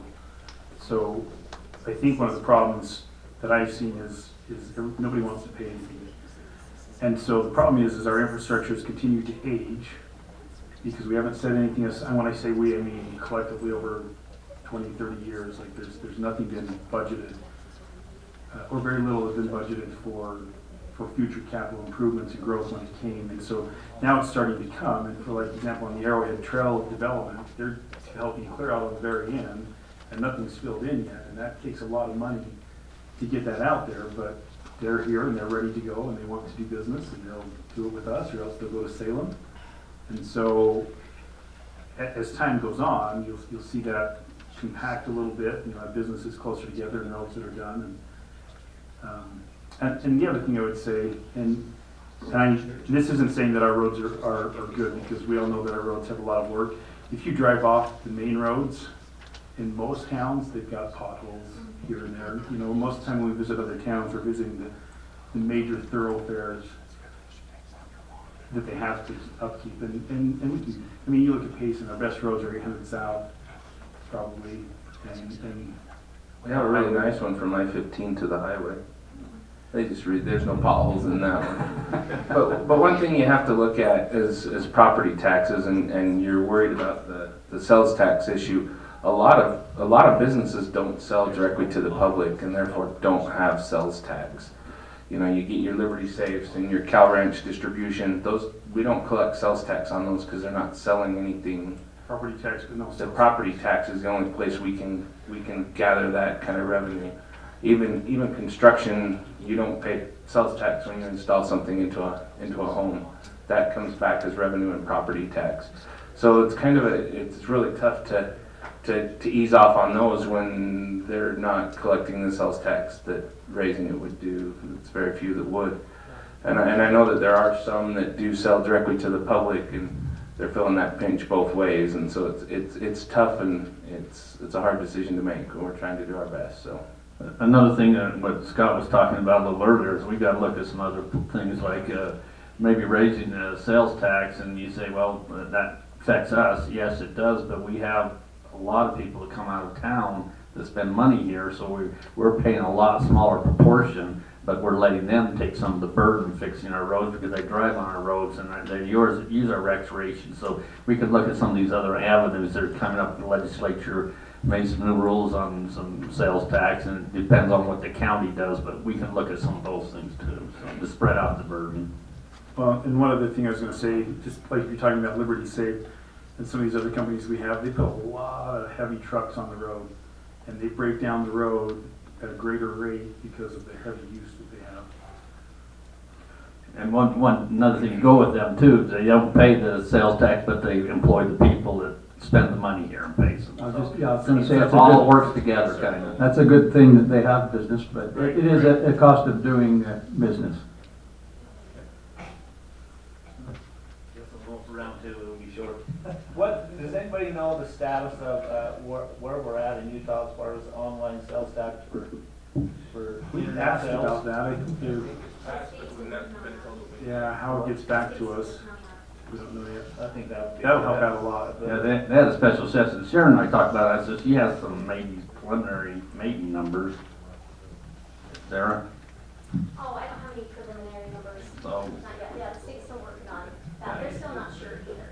And there is some high visibility litigation that some states have brought and online services brought to combat that.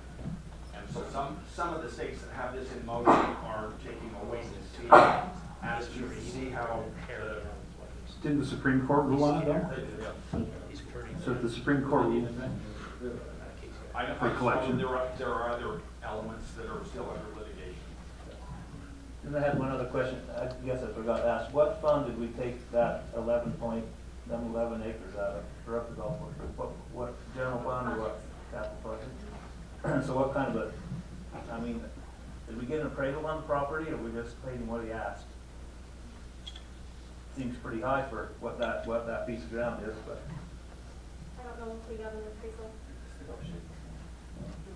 Well, I hope you get your money back. Is that gonna show as a loan against the golf course, or how does that work? No, I didn't, but I can. We didn't, we just did it as a transfer. Can I ask you one thing?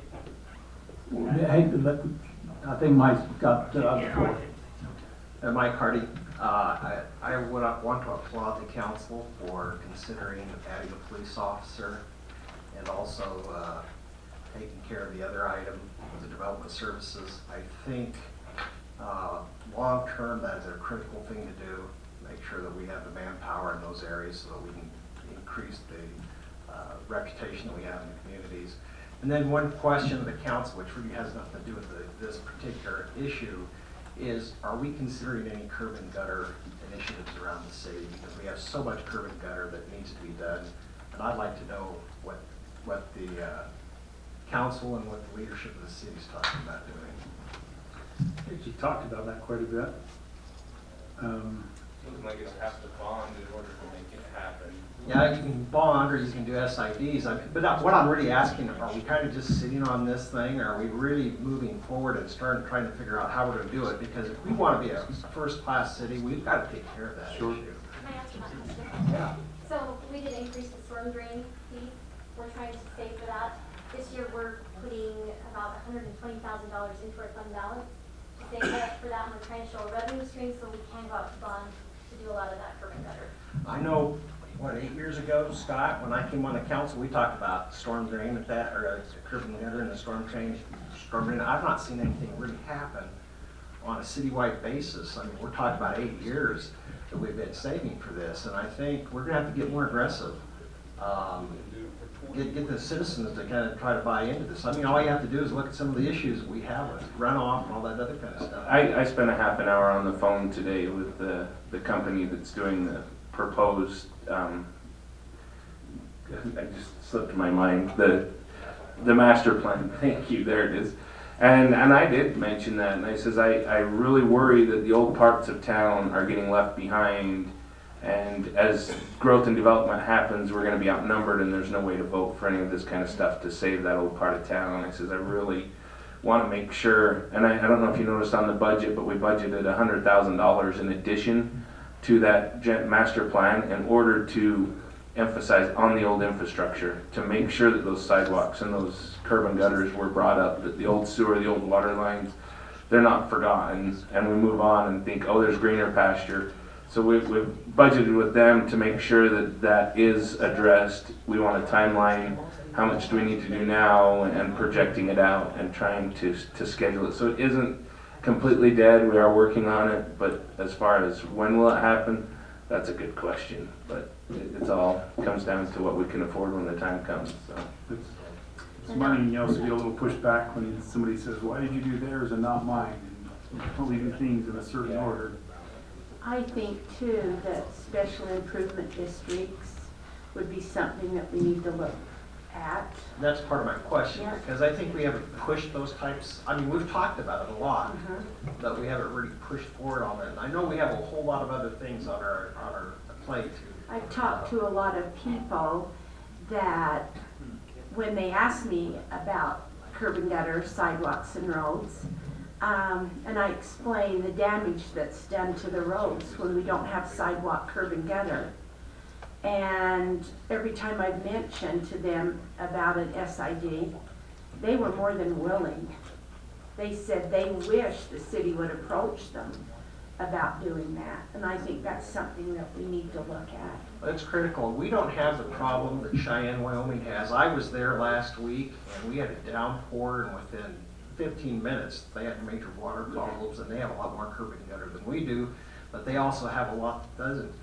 Since I've been there, they had a major downpour and have had major problems. Now those are events that don't come very often, but all we'll need is one or two. I know we had, what was it, Scott, about 5 years ago when we had the big storm and you were up on 600 East working on stuff.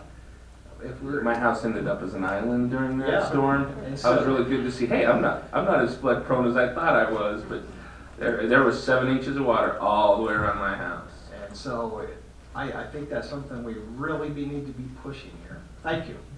Thank you. I'm gonna go again, I'm gonna be a pain in the butt tonight. It means I haven't been here for so long, but more. I'm gonna go back to that same thing. I know we talked about this for a long time. Why can't we put this on the ballot? Why can't we put it out for a city vote? Why can't we go and say, look, this is what we wanna do. Let's go for a 7-year or a 5-year term and say, we're gonna break up the town in 5 different quadrants or 4 different, and say, this is what we're gonna do in 4 or 5 years. Why can't we put that on the ballot? I've begged and asked this question now for 8 years. Why can't we put that on a ballot? Let the people of Payson decide what they want to do. And I guess that's what's frustrating to me. We all sit up here, we can all complain about it, we can all have a fit about it. But you know what? We're not running it through and putting it on the ballot for us to decide. Well, I mean, the discussion has kind of switched from, we don't want the high taxes, but we want to pay for this. Do we want to increase it by 1% and put that 1% increase towards our sidewalks at this point in the game? We still have the ability. To me, it seems like it's a little late to be playing that card, but I'm kind of hearing that a lot from the city everywhere. Well, and like Sarah mentioned just a second ago, part of the increase in the storm drain is so we can get to a point where we can bond for it and show equity for it. But I agree. I mean, there's a lot of things people want. It still needs to go on the ballot. Oh, I agree. Yeah. There's a lot of things people want. Well, and there's a lot of sidewalk out there that's there that really needs to be replaced as well. I don't know that it's all just the old parts of town. There's some of the other that's upheaval and things that occurred. So, I mean, it all needs to be looked at. Okay, Randy, go ahead. I'd like to bring up, out to the trash valve, we've got a gravel pit that's sitting there that is very valuable. And these pits are worth a lot of money, material coming out of there. I go out there and I've hauled a lot of gravel out of there, and you've got scales there, none of it's weighed. You got a loader operator, just marks it down. How do you know? You got Kenny Singh's trucks coming in there, line up. You have to go out there and line up to get in line to get loaded. How many, stutters are on that list? Why don't we have somebody in that scales house, a city worker, and when any material comes out of that pit, they weigh it and they document it. And he is charged for what is taken out of that pit. Because you're looking thousands of dollars. And you're sitting on, you're looking at, I'll bet you're looking at $5 or $6 million worth of material coming out of that pit. And I think the city needs to get on top of it. There's a scales already set up, and years ago they said, okay, we're going to start weighing all the loads. That scale house is just sitting there, and nobody's there. We need to put a city worker in there, and when any material comes out of there, is weighed and certified. Appreciate your comments. Because there's money to be made. And we have the skills on the budget somewhere. It's already there.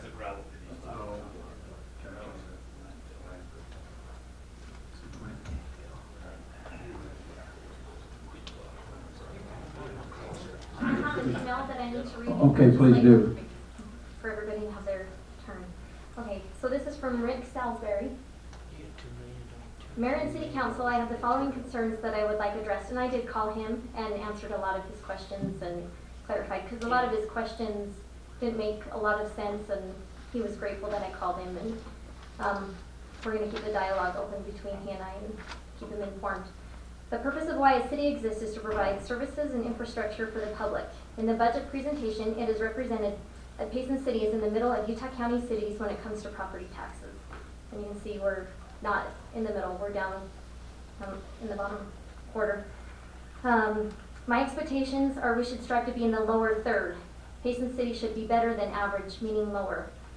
The questions I have to ask as well is why are there surrounding communities proposing 8 to 9% increases while Payson is a 25% increase? Why do we need double the revenues generated with this proposed increase for water when past revenues manage our cost with surplus? Why did ambulance costs increase by such a large percent? With our growth, why are impact fees negating costs to a higher degree? 30% of the general fund goes to insurance and retirement for city employees, while infrastructure hovers around 3.2%. $800,000 for C roads and $600,000 for projects, with a 9% increase in sales tax. Explain to me why we need to build the city's bank account. I'm a senior citizen. I don't get a 25% raise. I don't have the choice of encouraged to pick a higher deductible. I have to get it along with most of your public. We don't get 4% raises. We need to dig further and cut back your expectations and put our revenues to work in the areas that will benefit those that pay you. You answered some of those questions for me. Yeah, there was a lot of, impact fees. They are very restricted. They can only be used for new growth, stuff like that he just wasn't aware of the stuff like that. So. I'll bet he's the one, he read through that budget more than anybody. I was impressed that it looked like he went line by line, which I'm really impressed with. That's what I told him. I said, impressed that you took the time to go through the budget document, because most people don't want to do that. So it was good. I have one more comment.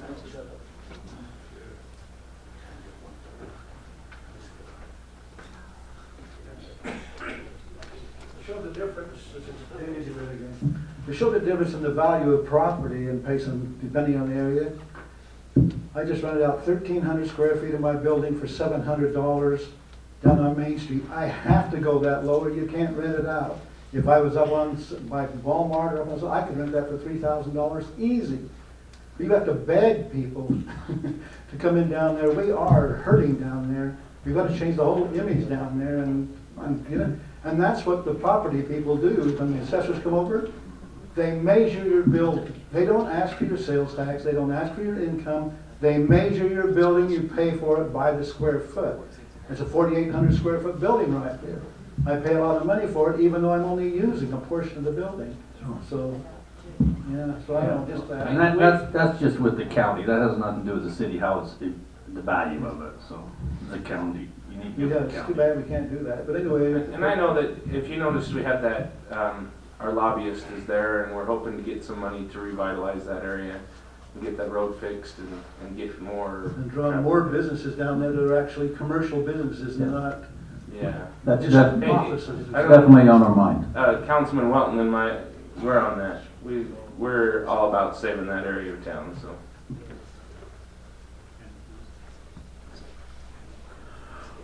Okay, not seeing anyone else, I'll entertain a motion to close the public hearing.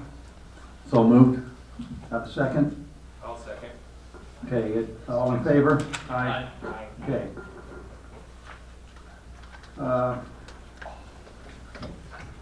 Do I have any further discussion on the truth of taxation and the budget?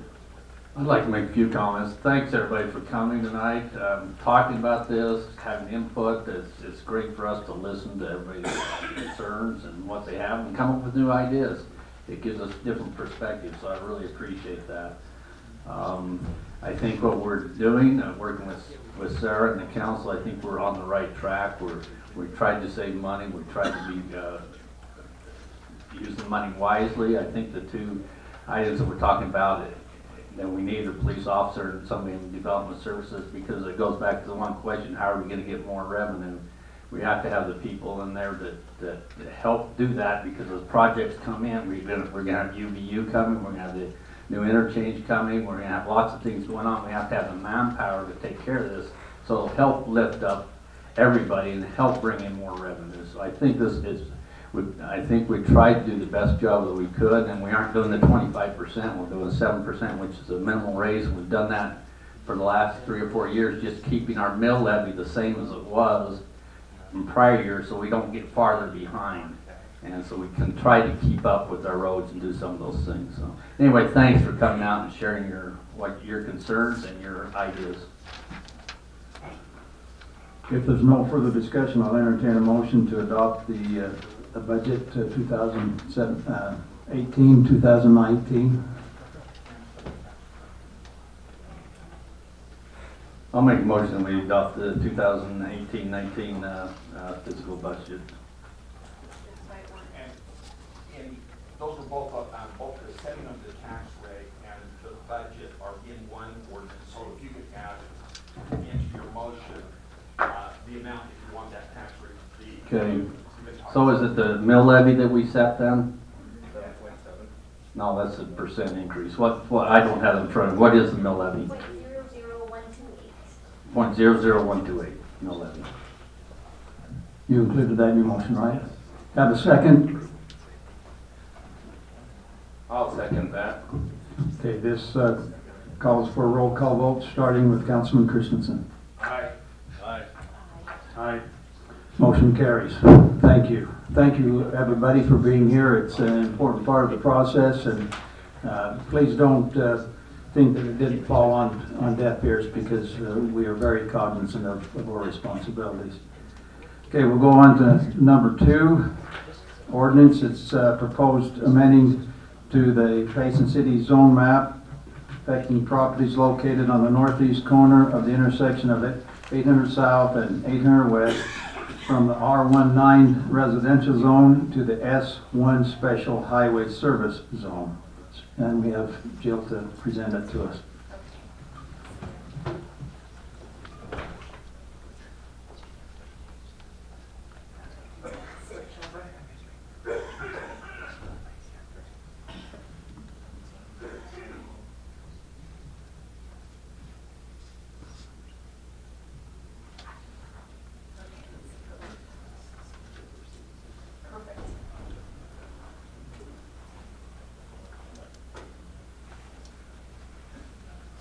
Yes, thank you for that introduction, Mayor. Mayor and City Council members, there is a request before you to rezone some property in Payson. So I do have a short presentation, and then I do know that representatives of the Woodbury Corporation, they are here, so they may want to add to this presentation, and they're definitely here to answer any questions that you may have. So the request is to rezone property from a residential zone to a commercial zone. It's right at the border between those two zoning districts at this point in time. So the parcels that we're looking at, which most everyone in this room probably knows it as Orchard Fields Recreation Fields.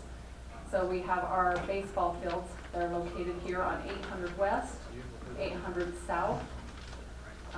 As you can see, there's already commercial property zone in this location, and you have I-15 corridor that's located here. So this is an existing commercial district and growing district in this area. And so those are the parcels that are being proposed.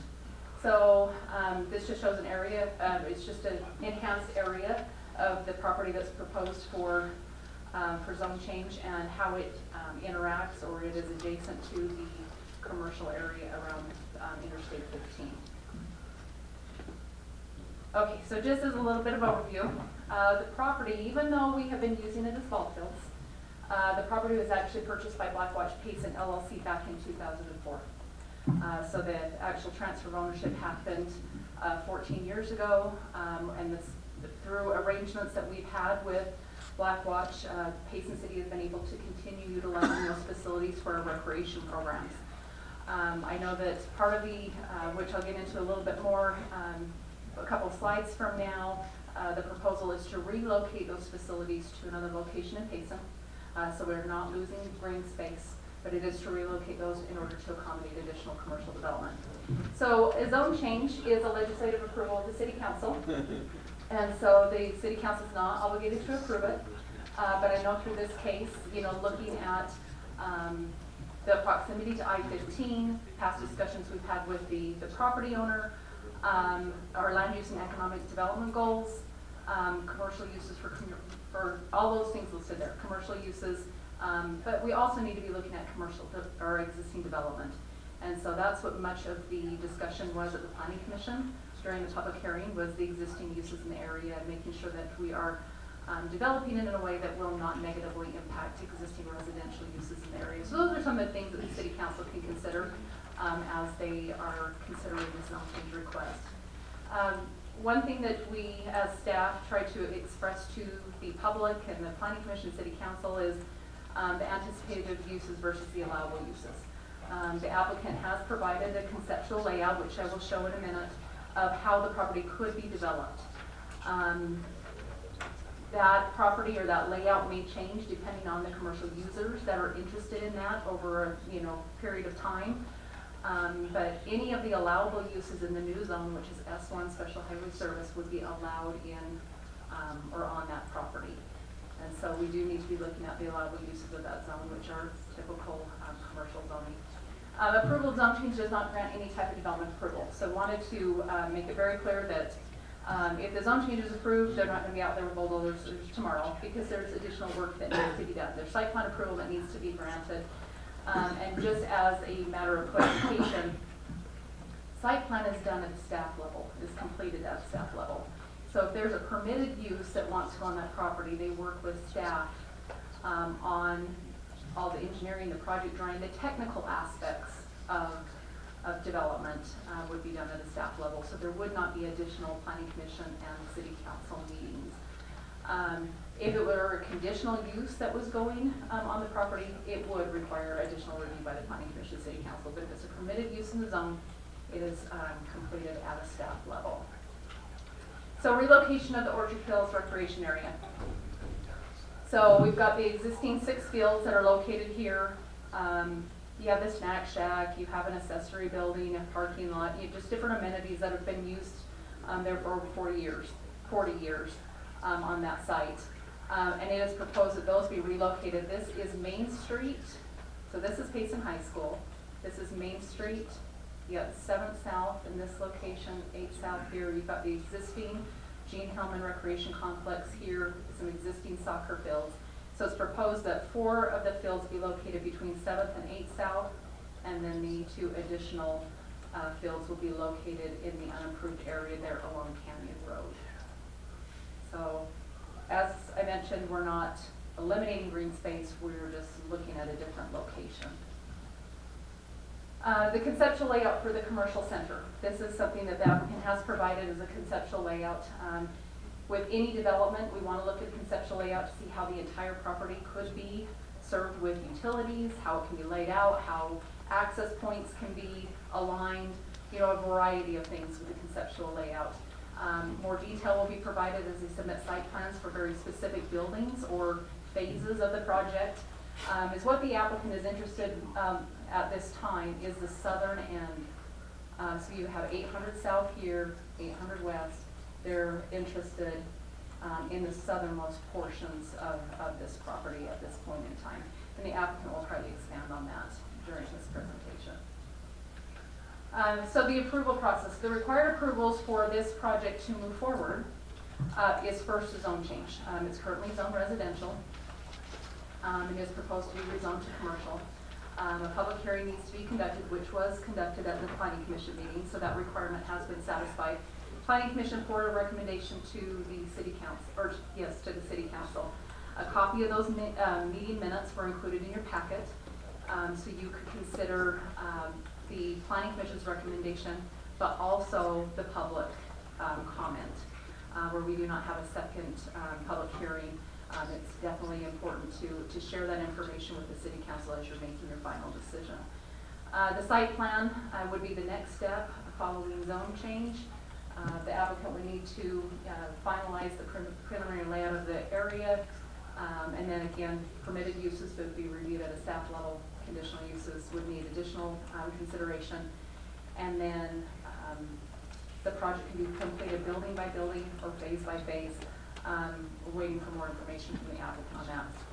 So the decision of the City Council, first considering that public comment, considering the recommendation of the Planning Commission, some of the findings of staff that we noted in the staff report and was discussed at the Planning Commission meeting was the zone change is consistent with the land use and economic development goals of Payson City. So we did determine that we would be furthering those goals. The zone change will support commercial expansion needed to support a growing community. The mayor and city council has seen a lot of those growth projections lately as we've been talking about our master plans and, you know, updating those master plans and just the amount of growth that's anticipated to be in South Utah County. And so we definitely want additional commercial expansion. The zone change will enhance economic vitality of the community. We've been talking a lot of that tonight with the budget, you know, making sure we have those businesses that are going to generate more revenue for the community. And the zone change is consistent with the development property agreement that was entered into between Payson City and Blackwatch Payson LLC back in 2004. So with that, the Planning Commission took all of that in consideration. As I mentioned, they did forward a favorable recommendation based on those findings. However, they went even one step further, recognizing that there was a lot of concern and suggestions. There was a lot of great suggestions provided by the residents at that meeting. And so they went further to include in their motion that the items or the issues addressed or presented by the public be considered at the time of site plan review by staff. That is my presentation. Taylor Woodbury is here, I believe, and Joe Rich. I believe Taylor's going to take the lead on this presentation, but unless you have any questions for me, we can turn the time over to Mr. Woodbury. I'm Joe.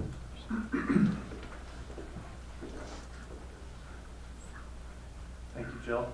Members of council, I don't have a lot of additional presentation that wasn't already shared with the Planning Commission, reflected in the minutes there.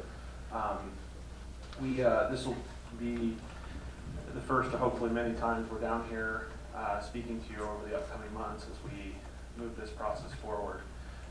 But would like to offer myself to any questions that the council has at this time. Yeah, I've got a question. One of the questions that came up in the meetings quite a bit, and people that I've talked to, is loss of green space. Like, these communities had a lot of green space there, and now it's all going to be gone. Any plans? I know that cuts into profit, but So a couple of things on that, Councilmember, if I could. First of all, the replacement green space that's coming to Payson City is actually going to be 12% larger than the current Orchard Hills baseball diamonds. So in the sense that the city is losing total green space, we're actually increasing the total amount of green space to the community. In terms of the residents that are right across the street, those that are across from the parking lot obviously don't have the buffer, but it's our intention to follow the city code and adopt the buffer that the city council approved a while back between commercial development and neighborhood roads. I think we are not to a point yet with this project where we have a developed enough site plan where we can say, okay, this is what we're going to do for buffer, how we're going to handle it. The biggest challenge we have is that the pink box, we've thrown in what is our best educated guess on the dimensions of that box, both the width of the box that would be fronting on the main road or fronting towards the main road, and then the depth. But until we have an anchor that is coming in and willing to purchase that ground, we won't know 100% what we're dealing with. And so at this time, it's our intention to follow everything in the Payson City Code, but we need to leave enough flexibility so that when the big user comes to town, we have the ability to accommodate them. Some of the other things that were mentioned in the Planning Commission, just to note, we do need access points out onto that road. Sorry, 800 West. Yeah. 800 West. It won't work for us to completely cut the project off from that road. However, and we will, be working with traffic engineers to determine this for certain.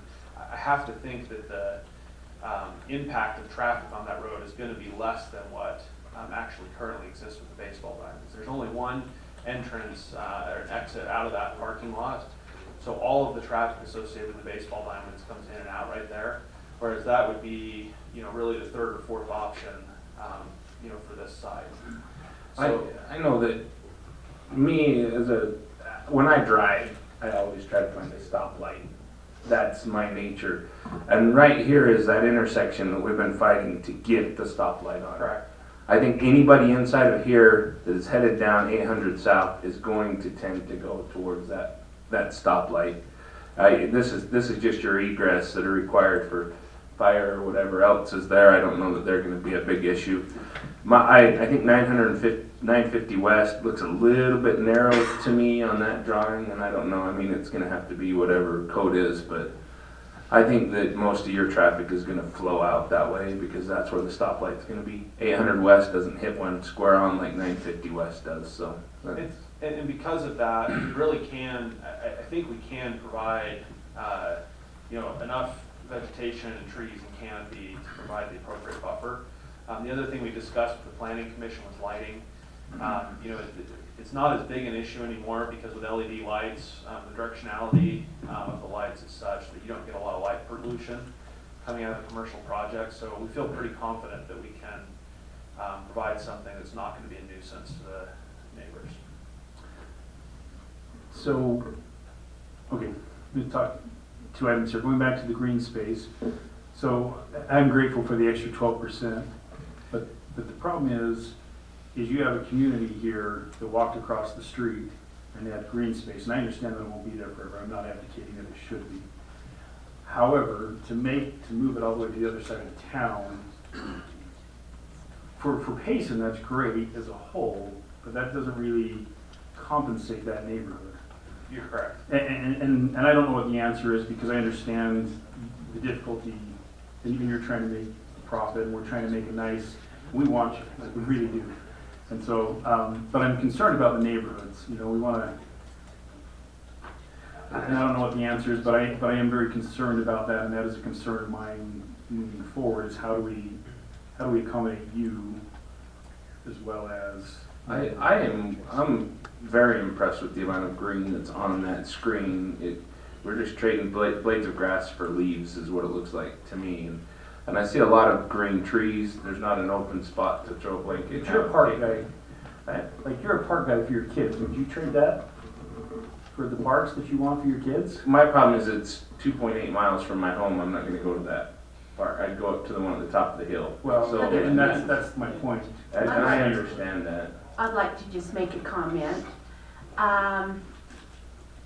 Over my 70 years and my children and grandchildren that played ball, it was wonderful, but I never saw anybody recreate on those ball fields. Sure, they used them as ball fields.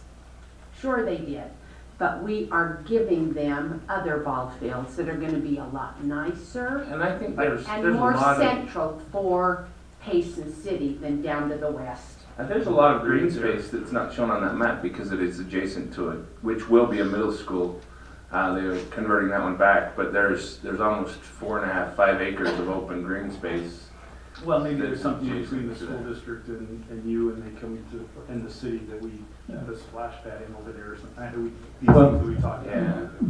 The thing, and I know I don't get a vote here, but for me, it's the location. You know, it is where two traffic collecting roads are, and it's just the location. And I do feel bad for the people that live around there, but it will benefit them as a result of the retail taxes that can help our city thrive and survive. It's going to help the stormwater drain. And I There's a have a lot of problem asphalt with on the there. 800 West ingress and egress. You gotta have that. You really don't, but I. Get rid of a parking lot over there, it's the ugliest thing this town has got. We haven't owned it I for agree 14 that. That's years. a pretty bad parking lot. And then the other thing is 800 South, like the Craigheads and the Alexanders coming in and out of the road, they can't get in and out right now. I don't know how. Well, the traffic light will help loads there. Well, to help them get in maybe. and out. I think it will. They gotta back out on the street. That's, I can say, I think that was something I didn't address appropriately in the planning commission meeting. The traffic light, I mean, just creating the break in traffic is the critical thing to getting people in and out. You wanna make sure that there's still a place for them to back out, make sure that the stacking doesn't go, over their driveway, but really, I mean, I'm not sure where we are, we haven't done the traffic study or the warrant analysis to see what would happen once we get there.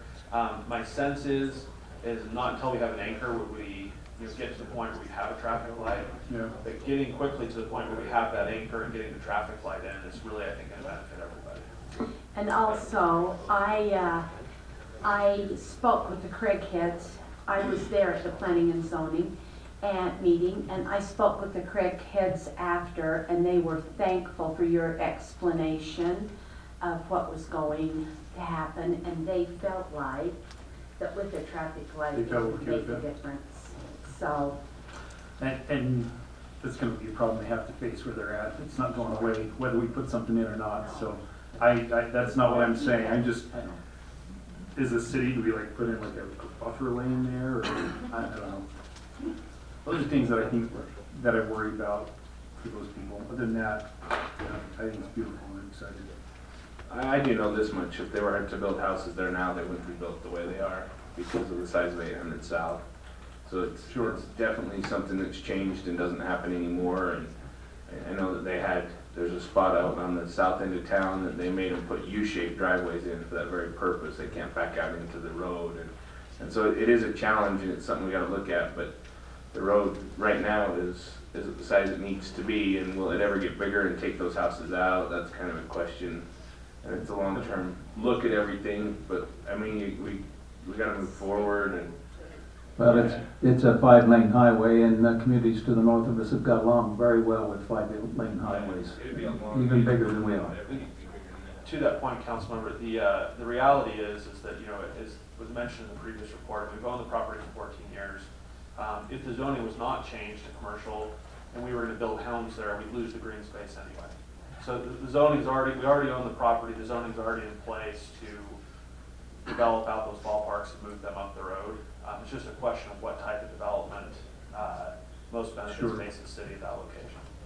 Well, I guess maybe what I'm saying is consider maybe something joint with Payson, Nebo, and somewhere else to put something in there. I'm not red lighting this, that's not what I'm saying. This is part of the discussion, and I think we can look at it, and that's all I'm saying. Any further discussion? Any other questions? Thank you very much.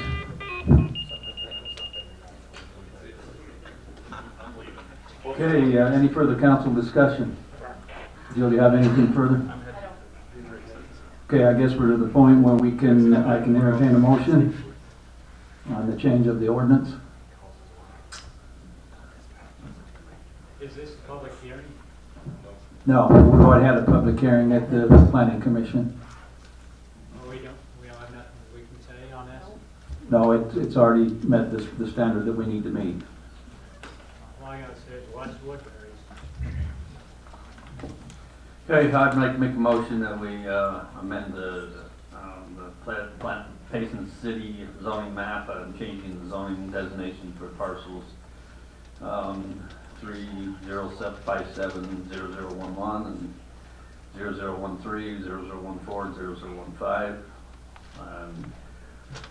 to the what zoning are we changing it to? S1. The S1 zone. Special.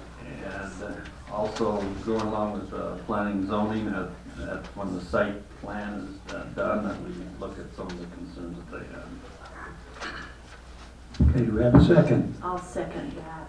Okay, we have a motion that's been seconded, ready for a vote, a roll call vote, starting with Councilman Weldon. Aye. Aye. Aye. Motion's carried. Thank you. Just out of curiosity, is Blackwatch, you have Scottish roots or something, or? Scotty McLaughlin, who Okay. was the owner of the gravel pit previous, that's where that name comes Okay. from. McLaughlin. Okay, so moving on to number 3, ordinance proposed amendment to Title 19 zoning ordinance, specifically to the CC-1 Central Commercial Zone.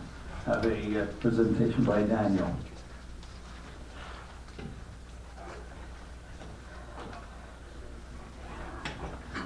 I thought I'm the fun speaker, but whenever I get up, everyone leaves.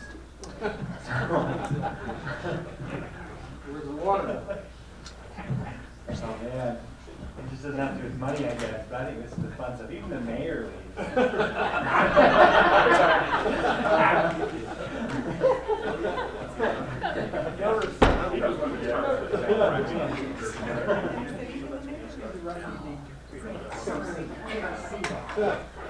So I guess that means keep it short. I don't know. Well, all right. Okay. So this is I don't know. Do I just start without the mayor? He's a bright guy. He can catch up, right? Yeah. Okay. So Central Commercial Zone. This is an amendment to the CC1 zone. It's been a long time coming. We've taken this to planning commission several times. Worked with the commission for a while. We've worked with some of the downtown business owners. Out seeing them here. We'll start. So here's a map of the downtown, that central commercial zone. You see it in orange. Unfortunately, the zone next to it, the GC1's in red, so not a lot of color differentiation, but you can see that it's really just this downtown area. We have historic Main right here, kind of historic Ave, and then some of the blocks around it, and then it goes to general commercial, and then the residential areas, of course, surrounding it. So this is kind of a brief idea of what we have in downtown. I think we're all familiar with it. So we have historic Main right here.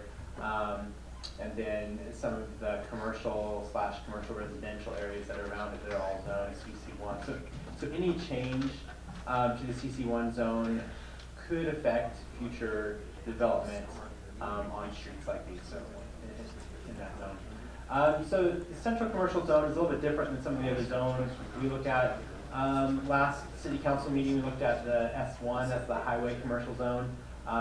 Very different zone than this. Obviously, they both have commercial, but the nature of the kinds of retail that come and the kind of environment we're creating is very different. So with downtown, the idea is a walkable urban core, a place where people can go, park, and have multiple businesses that they can access or uses, third places, whatever it is. And we brought several of the downtown business owners and property owners in a handful of months ago, and we did a survey with them. And we got their responses, and their responses were interesting. So we pulled downtown business owners and asked, first, is downtown a pleasant place to walk? And then the area around downtown. And when we asked this question, we were saying, is historic Main and I guess historic Utah Avenue a pleasant place to walk? And what about the streets around it? We kind of knew where this would go, but we wanted to see some numbers. And so historic Main is a pleasant place to walk. Yeah, that's true. 94% of them said that's true. And that was important to those people when we discussed this. The streets around it, though, not so much. Only 35% of them said it was true. And the reason that was important is it's creating an environment where we have a nice walkable downtown, but really not a great way to walk there. So it almost feels like you want to drive downtown and walk once you're there. And so we started talking about why is that, why that is, and what we need to do to see growth outside of historic Main that would allow a better gateway from our neighborhoods into that downtown area. Talked about what would help bring a more sustainable economy downtown. One of the ideas was housing. It gets mentioned a lot because it's a more permanent base. It also provides a base outside of working hours. So during the day, people come for business. During night, people come because they live there. So we asked, would additional housing downtown help my business? And it doesn't help everyone. We didn't really get no's. We got people saying, it doesn't affect it either way because I'm more online or I'm more regional. But 56% of people are under the belief that if more people live downtown, their businesses would do better. And so we were looking at some of the challenges we have with that central commercial zone as it's currently written. And the reason for the change is a few things. The primary thing we're getting at is right now with residential development, it's only permitted on a second story or in a basement, but it's capped. And that cap makes residential development quite limited. And we have some applicants that would like to build, that would like to bring some residential downstairs or downtown and keep a retail environment downstairs on the ground level and put more residential upstairs. And so we were thinking about amending the zone just to tweak it really easily to get rid of the cap. And then as we were looking at the zone, we decided let's do more of a full-on change of the central commercial zone to better address the needs of our community. So again, current, it's limited with the ADO, that's an overlay zone, and the proposal is to remove the ADO and to address housing within the central commercial zone itself, and to allow, I don't want to say unlimited housing, but to allow housing on second, third, even a fourth story if a development were to be created that could accommodate that. So we asked about facades. This becomes somewhat important here. We'll see the most important thing about facades, is it historic authenticity or is it just that it kind of fits within the environment? And what we received as feedback is that we want development to fit within the historic environment, but we're not necessarily preservationists. We just want to make sure that we keep that look and feel, but it's not like we need to go back to what it looked like in 1890 and mandate that. Building height, I was surprised that there was a lot of support for some building height. So 56% said 4 stories or more. 78% said 3 stories or more. So we're looking at not huge buildings. I don't think we have that kind of pressure anyway, but it's about 3 stories is kind of our target. Then let's see. Question real quick. When you pulled the business owners, like a lot of those buildings are actually owned by out-of-state people, from what I understand. Did you talk to them or just the person who is operating the current? Because that does make a difference. It makes a huge difference. So we actually had two meetings. The one that was really well attended and where we got a lot of feedback was with the business owners. So those are the ones that live here, work here. Right. When we sent notices out to the property owners, most of them actually were local, but yeah, there were a handful that were out of state. We didn't get as much of the response or interest, and obviously some of them are the same. Yeah. They own the place and work there. It was the business owners themselves that seemed a little bit more invested. Okay. Not always. Well, sure. Yeah. There's likelihood. Yeah, I think the landlord would also care, but. Well, that's Yeah. true, but they generally think they can rent it out to whoever they. Yeah. I guess what's important also with this slide is when parking was addressed, the concern was abated. And so that's when we said, or that's the feedback we got is, well, we don't want buildings too big because then we have too many cars. We don't want cars all over the place. And so we said, okay, well, if the building had sufficient off-street parking, like underground parking or whatnot, would you then be okay with 5, 6 stories? And then the discussion was, oh, well, you know, maybe parking is that main concern that we want to make sure we address, that we have sufficient off-street parking. So site layout, we looked at some options. You can see here that between these, this is Trader Joe's, similar time created, but huge Are you difference. saying Trader Joe's is coming? I hope someday, but not imminently. It's coming to what, Provo or Orem? Yeah, somewhat close.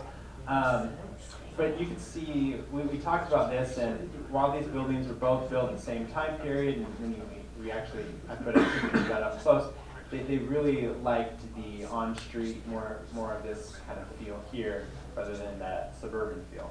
Again, this is for central commercial. When you looked at architectural elements, somewhat no surprise that they liked some architectural features that engaged with the street. This is up in, I think, Rexburg, and that's in Provo. And street design, again, we kind of have that very, I don't know, traditional 1970s, 1980s type street, and then kind of this more modern type look. And we had a strong preference for one over the other. As well as kind of this layout here, 94% and 6%, and we talked a lot about those elements. And so we try to incorporate some of these things in the central commercial zone. It's not, I believe, too restrictive, but we'll get to that. The mixed use, again, is this appropriate for the downtown area? Yes. So almost 90% saying we want to see that mixed use. It's appropriate for downtown Payson. Again, by mixed use, we're talking within the same building, we have commercial, retail, something on the ground floor, residential upstairs. And so what we proposed here. So currently that residential cap we've removed. So the ground floor would need to not be residential, and that's spelled out specifically in the code that it has to be some sort of commercial, retail, nonprofit, that's a commercial retail or something business, something not residential. That height would be limited by parking. You can't go too high if you don't have the parking for it. And so a building like this would probably not be feasible downtown unless someone were coming to really invest in Payson and bring some parking garages or something. Then, let's see, the ground floor engages with the street. The way we did this was kind of, well, I guess we'll get to it in a second. So ground floor engages with the street, zero lot line development, wherever there's a pedestrian corridor or it enhances that pedestrian experience or that downtown feel. Whenever we're looking at growth, there's this question of mass. Faneuil Hall in? Yeah, so we're going to become Boston, yeah. But this is an interesting one. The first time I went to Boston, I went here and noticed massing. It really sticks out to you, and how we develop massing in a historic area. So you have the historic building, then a different era, and then a different era with different massing. And when we talked to the downtown owners, the feel was, well, we're okay with bigger buildings not on historic Main, but we want to keep kind of similar massing of historic Main. We don't want this kind of scenario. And so there's a height restriction on historic Main and historic Utah Avenue that would restrict it to the height of the building either when it was built or now. So essentially it's 2 stories. And the reason for that is we want the massing, but we also don't want a large investor to come in, buy out a lot of historic main, knock it down, and put in a high-rise. That's not the intent here. If they want to do something 4 stories or so, do it not on historic main. Daniel, Yeah.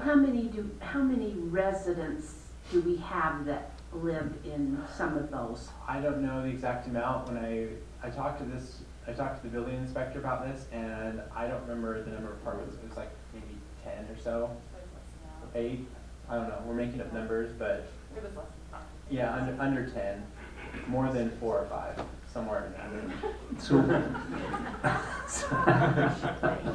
Yeah. Hey, you know. So it's not like that. Oh, go ahead. oh, so when you were talking about the cap, if you're only going 2 stories and you're maintaining the current height, does that change the cap at all? So the cap When you talk about the cap, what were you talking for about? historic main. Yeah. So the way it's written is we would allow a building to be built to the height it was originally built. Some buildings were originally built as 2 stories. They removed Oh. a story, and now that it's 1 story. Some buildings were built as 1 story, but now it's 2 stories. And so we wanted to say, well, if it's 2 stories now, well, we'd let them rebuild at 2 stories. Or if it was originally 2 stories, we'd let them renovate to what it originally was. We don't care either way. We just don't want them going to something entirely new and taller. If that makes sense. But there are some of them on there that would be nice if they were gone. Yeah. Yeah. But I'm not gonna specify which ones or anything to say about that. But I'll just leave it at that. And that's the idea, is we want to allow redevelopment, but we want that redevelopment to be consistent with the current look and feel. Maybe nicer than the current look and feel, but not this kind of thing. I wonder, just to simplify that, the highest we have is 2-story down there, so why don't we just say it's 2-story that matches Was there anything what's else 3 going on? stories? Yeah, we could. I think the only reason it was written the way it is we have a large section that's 1 story, but if we're okay with someone knocking down for a 2-story. If it building, do fits in, it's not gonna take away from it. I don't see a problem with 2 stories. I don't either. I think it just simplifies it a lot. The thing that I'm looking at is there are some businesses down there that I don't, and I'm not gonna be nitpicky, but they've been there for a long time cutting up meat. And if you were to come in and to renovate it, I mean, they're ready to retire if you've ever talked to them. I don't know who you're talking about. I don't know, it's very ambiguous here. So if you set it at a 2-story maximum height and somebody comes in and goes, well, this nice building's right here, but I mean, they're right next to each other. What is the feasibility of taking it down and putting a 2-story parking garage under it and then a 4-story building on top of it? That way they get the parking they need and everything. That's where my concern is. If you cap that, you still fight the parking issue unless you go out behind and tear down our fire station and build a parking garage. The fire chief's keen for that one, by the way. He'll take a building station. On Main Street. Are you saying if you tore down a 1-story building, put up a 2-story building, there would be insufficient parking? Yeah, Or are you talking about but, 4 stories? well, if you tore 1 down and put in 2, you're not gonna have sufficient parking, but if you put a 4-story in, you maybe could justify the cost of putting parking under it, is what I'm referring to. You've gotta offset that cost, and we deal with that every day. I've gotta put in 25 units per acre, or I can't make it worth my money, you know, and it's the same here. And that's the thing, they were saying, we don't want development pressure for someone to say, oh, for it to be economically viable, I need to buy out 4 or 5 of these things, build a parking garage, and put up a 4-story building on Right. historic Main. And there are some of them that the historic aspect, the facades on the front of them are beautiful. Yeah. I went down and was looking at them. I mean, the old brickwork that was done on the front of them. I know that Tapatio's right there has amazing brickwork that's been restored a couple of times, and it's got character. It does. I mean, there's flaws in it, but even the one next to it, they've kind of tried to match the facade that was there as they've updated it. And then you get some that are, you know, old 70s board and batten that are ready for a facelift. But I mean, that's expensive for the business owner to say, hey, well, the building serves its purpose. I'm making money. Why should I sink all this money into it at this Because your point? rent's only $700 a month. Right, but still, they're happy where they are, and that's what I'm seeing. Is that making sense? So I worry that if you come in and say, hey, if you're tearing down a 1-story building, you can only put a 1-story building back in. Yeah, We still have the parking issue. And I know that Doug and I are on the same page. I'd like to see that asphalt in the middle go away Yeah. and make that a walking district, the whole, those 4 or 5 blocks you're talking.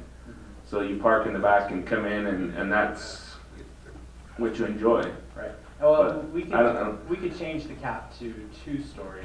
I don't think we have, that was consistent with the conversation we were having with the downtown business owners. They just wanted to not see it. A 20-story building, and I'm They didn't totally want in to see agreement with development that. pressure on historic Maine. They're thinking redevelopment on historic Maine would be more consistent to like maybe the central bank building in Provo on University Avenue, 100 North, where they built a 2-story brick building that looks like the rest of the block, even though it's a new building. Right. So it's that look and feel type. Yeah, I think one thing we're looking at is we're looking at trying to keep downtown right in that area and then have a transition zone out. The higher buildings and stuff like that. Right. Walk away and we walk into. Yeah, like Q90. Q90 is a very nice building, you know, but I worry that with the new interchange coming in, it's gonna shift our centers to either end of the city, and this needs to be something that, in order to keep it thriving and those businesses going, we need to gear up. There's gotta be a reason for people to come in there. They're not gonna drive through there. Which that was the discussion for housing. That's You, not, you have to have a place that people want to go, and that's Right. something that we don't control. no. Like, we can no. fix it up so it looks nice, but if Right, but Well, that's, businesses won't come in if it doesn't look nice. sure, that's another reason to have people live there, to make it more vibrant. Right, right, and I am in agreement. I think the top floors should be that way. To me, it's a real finite area we're looking at and comparing it to high-rise buildings that, if we were to build a high-rise, would go out where there's a nice alfalfa pasture and throw in a high-rise where we're not tearing half the city down to get it in. But that's Mountain. my logic. I didn't say West Mountain, I said an alfalfa field. Went out by the hospital they're trying to build stuff on, remember? Okay, so continuing along here with some of the proposals in the CC1. So some of the architectural features, this is balconies, windows, features that engage with the street. Building orientation needs to be oriented toward the street, facing the street, up toward the street. Again, that's on a corner as well, so it would have this similar to the Q90 building. And then the landscaping. The landscaping is much more limited, more consistent with urban development, and I believe it's up to 95%. But we have a carrot on the stick there. So it says, if the building enhances the downtown environment or pedestrian experience, then it's allowed to encroach in the setback. It's allowed to have an increased lot coverage from 80% up to 95%. If it's not enhancing the pedestrian experience, the downtown environment, we're not going to allow them to do this. So that's what makes sure that we don't have a building that just kind of walls off the street right up against the street. So it gives some discretion to planning commission and staff to ensure that the buildings do have some architectural elements that enhance our downtown. With parking, I already mentioned, parking standards still apply, and we require that off-street parking based on square footage, and that's calculated depending on the use, and if it can't meet the parking standards, then the building won't fit on the lot. So that's what limits height or size of the building coming in. So those are some of the main, I guess, features in the CC1 amendment. I know some questions have already been brought up, but if you have any additional questions. Can you go back to your map? I want to see what the area is you're looking at. Yeah. So I'm gonna pull out my fancy review on my fancy card. So you got your own this time. Yeah. So it's just these 6 blocks right here, right? Or is it down this way too? It includes these few blocks and coming up here over there's El Mercado Depot there. So it's Okay. this orange or lighter. All right, these 2 blocks I was worried weren't in that area. This one right here in particular. Yeah, so where the old MMA building is, that's in there up down, up to the park, down to the park. Do we know how much that building's selling for? Can we buy it and put a parking lot in? It already has to be. I'm just wondering if we've looked into it We talked about it. later. Whoa, I can't do that. One thing that might be of interest, I started a parking study. It's incomplete, but this is a pretty typical So this is when I go out during lunchtime. I've gone out various times, including weekend, but not enough to really pull some data. But this give you an idea of where we have parking. We have this area that has more vehicles during lunch, but still ample. We have the marked spaces that during the day have decent traction, if you will, but on the weekends they're pretty empty when the businesses aren't so crowded. The on-street parking around historic Main and the downtown area is empty, even with Q90 coming in, or in right here. Ace Harbor gets full on the weekends, and we'll have much more data about this going forward, but wanted to mention that we are going to have some data from here in the future, and there is a pretty good amount of parking available downtown. We do want to make sure, though, that any new development is self-contained. Yeah, I've always talked about that is if you walk more than a block, it's a perceived problem down there, and Right. it's not a real problem. It's a perceived problem. It's a perceived problem. One of the things I noticed is we have a lot of areas where the striping is faded, or we have junk or other items stored on what's a public parking space. So we could do some things to clean that up and facilitate the parking process so it doesn't feel burdensome, because there is parking available, it just might not.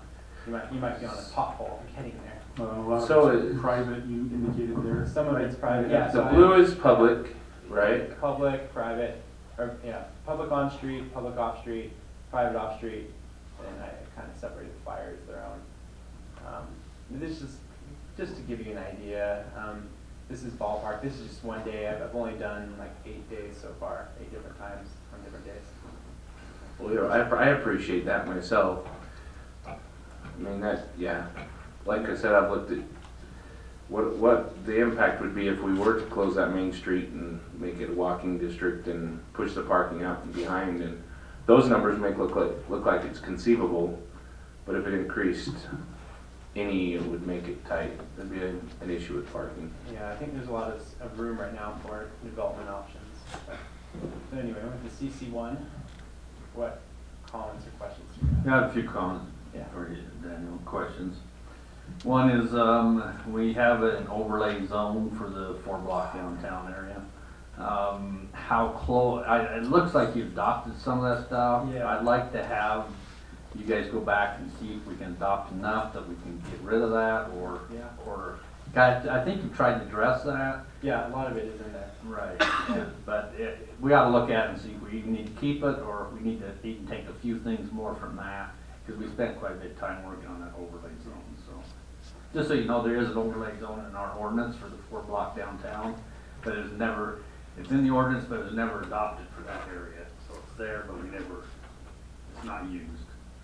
The other thing, I saw a couple of things, and one in the overlay zone we talked a lot about is not having, like on the main floor, manufacturing or assembly or things like that, and so I don't know, I'm trying to see how that's addressed here. It looks like it's crossed out. Yeah, it's crossed out. And so I think we need to go back and look at that, because it takes away, if we start having manufacturing because low rent area and you can have manufacturing, then it takes away some of what we want, more commerce down there. So I think we need to look at that. It would allow it as an incidental use.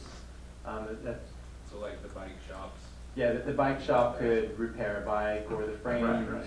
store could create or repair some frames in the back, but their primary use needs to be that they're selling frames and selling those pictures, or selling bikes or whatever. What about the trike shop? Would that affect them? Where are they at? No, their primary use is still that retail of it. Well, I think the primary use is manufacturing there. Yeah, Really. but yeah, bike shops are permitted. Right. But that's why, that's a big space for hardly anybody coming there, because it's mostly manufacturing, so. And I've talked to him, and he has no problem of getting himself out of there. And so I think. And we went. No, he wouldn't mind that, is to rezone it, so if he moves, or, because he sees the value of having more retail and stuff down there. Even like I talked to Ty Jones from the insurance place, he sees a time where he can move upstairs and have that more open to retail, so I think that if we can move it, I think it'd bring more vitality instead of having so many places that don't bring a lot of walking traffic. Anyway, just something to think about. The other thing I had on here was, It looks like you changed a lot of the things, and I can know why, because you've been working with the planning and zoning, but you changed a lot of things from city council, come to city council, to planning and zoning, approving things. Was there a reason for that? I think just to simplify the process, we're not trying to skirt anyone, but we're thinking city council meetings tend to go longer and have more stuff, and our planning agenda meetings are lighter, and a lot of this is planning stuff, and so if you guys are comfortable with having planning commission review those things, then that will work, and if you want it to come to city council, then we can do that. I just wondering where instead what it was before. Yeah. Then another thing with that, and I think this might cause a little conflict, is there's a few places that said city council and or planning commission. So if the city council says one thing, the planning commission says another, how do you resolve that? If you put and or, it's kind of, who's really making the decision? Yeah, I think that was written because some of the applications that are brought in are required to go to city council. And so we didn't want to require planning commission to review it and then say, oh, we have to go to planning commission for this and then city council for this. And so we were going to give that legislative. Right, maybe you could just clarify that if it has to go to city council, Then it's city council, Right. if not, then Right, planning right, commission. right. Yeah. Okay. I think this is great, because we need to make a lot of these changes and just keep our downtown the gathering place and the focal point of our city as we grow and expand, because I think a lot of the studies show that we want to have a focal point for our city. We want to keep our old town feel, our community feel, and that's how we do it in the downtown area as we expand and get modern outside the areas. Anything we do to keep that, I'm in favor for. Any other discussion?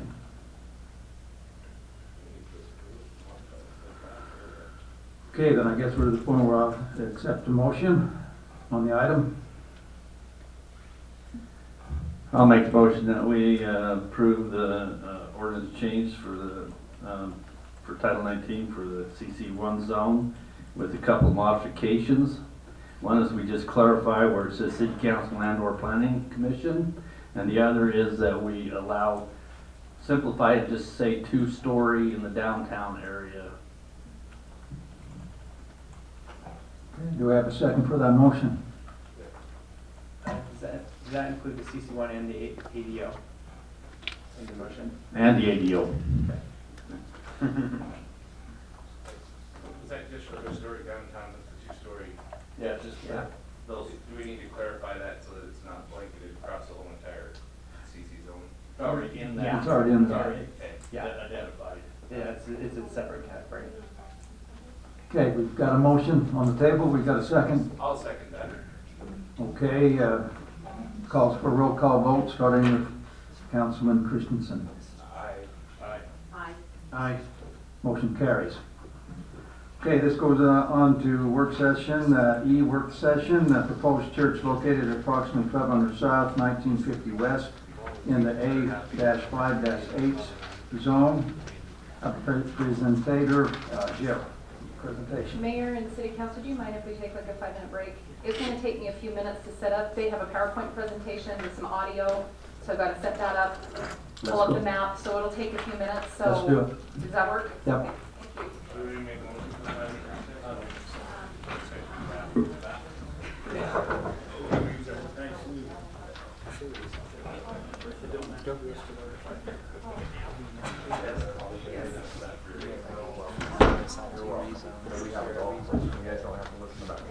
$47 million budget, other than the golf course.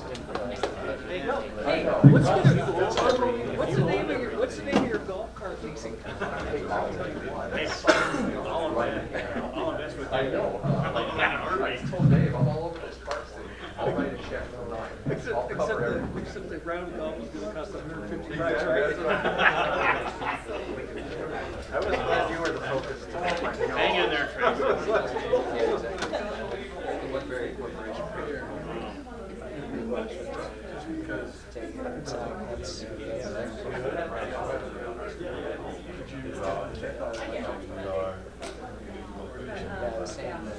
It's funny, since back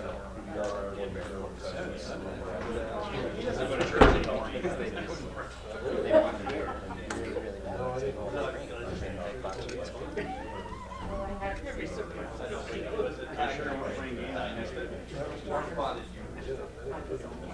all right. Oh, wait, I know why you didn't get it, 'cause you went to bed. I said that it was 1:07 a.m. I still should get it.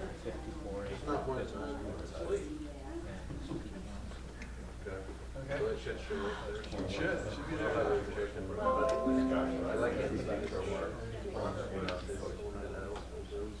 Well, certainly. So the only residential apartments down there is the one right there next to the high restaurant. Yeah, there are violations. None of those end up being apartments, but so like that one big apartment that moved to the buildings, they were already scheduled to build.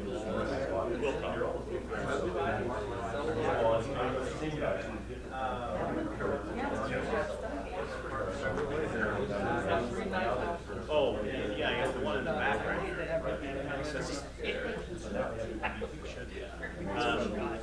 So Dixon's, their building, I know they have a little bit, and that's on ground level, several of the rest of them. And so we've never worried about that. So that one's been there a little while.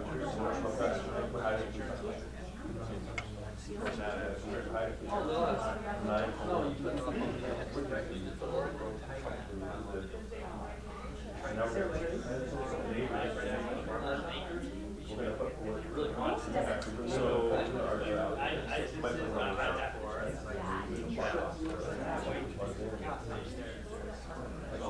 yeah, so they responded to some of that, that they didn't do it, so if they've done it, they're in violation.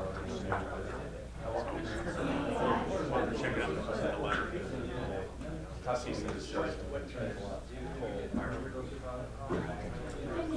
You mix residential. No, there. I mean, I'm flat. What's going on? Go to see the new church. Like, yeah, Sugar's on the same page. We gotta stay here all the time, doesn't matter to me.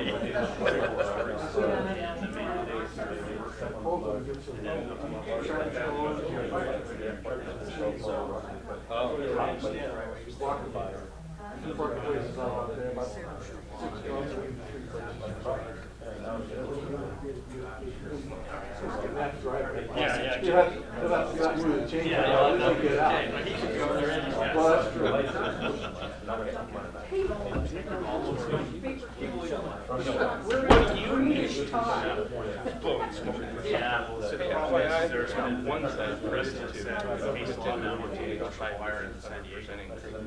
All those doubles got killed, and the city knew about it. And we just tell you where it's at. Yeah, we just made that case today. That's the I can go show you right now on my computer if you want. I can't right now, but we can later. Can I put some money on this? Yeah. But yeah, it doesn't matter. So like if you're running a half-inch pipe and it's pressurized, I need to double the flow, I go to 1/8, or 3/4 to double the flow. From 3/4 to 1 double to 1. Multiple times. Will you watch pressurized by gravity effect? To see some distance to the city of Payson. It's pressurized by the amount of fall. So did you do it? Yeah. So, but my concrete probably still is, so yeah. Well, right, so do we run our water? Well, I'm confused. No, I was only talking water. No, see, now we're talking a different story. No, I was only talking culinary, no, because if it's $2, I was talking about, you went with your crap line. So, but it's what I'm saying is from a 10-inch line to a 14-inch line, it's costing an extra $30,000, doubles the amount of water that's in it. That decreases the net purchase on the pump. That's what I was, so we're putting our storage in the ground. rather than. He hasn't been eating, has he? He has been. So I just wanted to, about $5,000 for this dehydrator. But for, we can get the same amount of water by increasing our pipes, our neighbor $20,000. She wants the message, right? Only when you're worried you're killed. Okay, Jill, are we ready? I am ready. We'll continue. Okay, so I had to hook up the microphone to the audio for the video, so I'm just going to speak loudly. So staff has received a proposal from St. Peter and Paul Orthodox Church. I hope I got that right, Father Justin. Anyway, they are exploring locating a church in our community. And so the property that they're looking at is highlighted there on the screen. So this is the 8 South interchange here. We have Richstone condominiums here. We've got a lot of agricultural land here that's anticipated to accommodate additional commercial and residential growth in our community. You got I-15 that is here. We have a townhome project that was just approved there. We'll start construction here in the next month or so. So this about 5 1/4 acres that's located here is what they're interested in purchasing to build their church and associated facilities. So, so Father Justin and his team came and met with the DRC at our pre-development meeting on Monday and provided a really nice presentation of what they're about, what are the facilities, how they would like to enhance our community by having these facilities here in Payson. And so at that time, during the discussion, there was a couple of items that came up that would require some action by the city council. Specifically, a secondary point of access and connection to sewer facilities that maybe they could not accommodate at this time. And so that would require some modification of the ordinance or some action by the city council. And so with that, and we felt like with this project, and it is a very large project, it's a big undertaking from the church and would be a great asset to our community, we felt like it's probably good to get the city council involved at the get-go from the very beginning.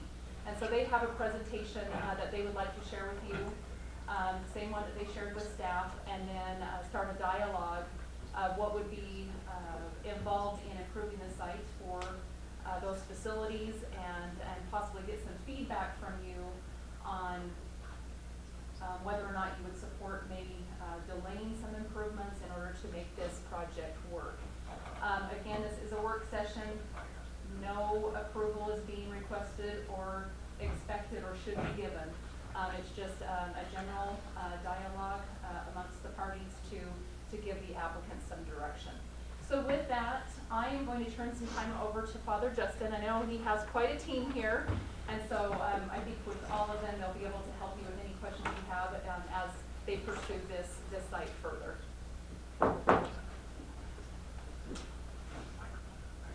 No, I'm used to being loud. I'm thankful for taking the time. I know it's a late night. We joked the other day that, oh, it's not going to go late. I said midnight. I said midnight. She said, no way. 10:30 is the latest. But I want to thank you. My name is Father Justin Higgins. I'm an Orthodox priest. That's why I'm wearing this black dress. I told the city staff to get some funny reactions around Utah. Sometimes people don't know if I'm a goth or I'm just in like the Matrix movie or I'm depressed or something. But this is what an Orthodox priest will wear. The cross identifies it, hence the beard, etc. I've been in Utah for about 15 years now. I'm an Orthodox priest. I have a degree in counseling education as well. I was a special ed teacher at Granite School District for a while first. And then I've been 10 years full-time as a priest at our church. We have a church in downtown Salt Lake City. Orthodox Christians came early with the mining and Pentecost, things like that, 1800s. A lot of Russians, Serbians, Greeks, a big Greek community in Salt Lake City. Anyway, our church is exploding in growth.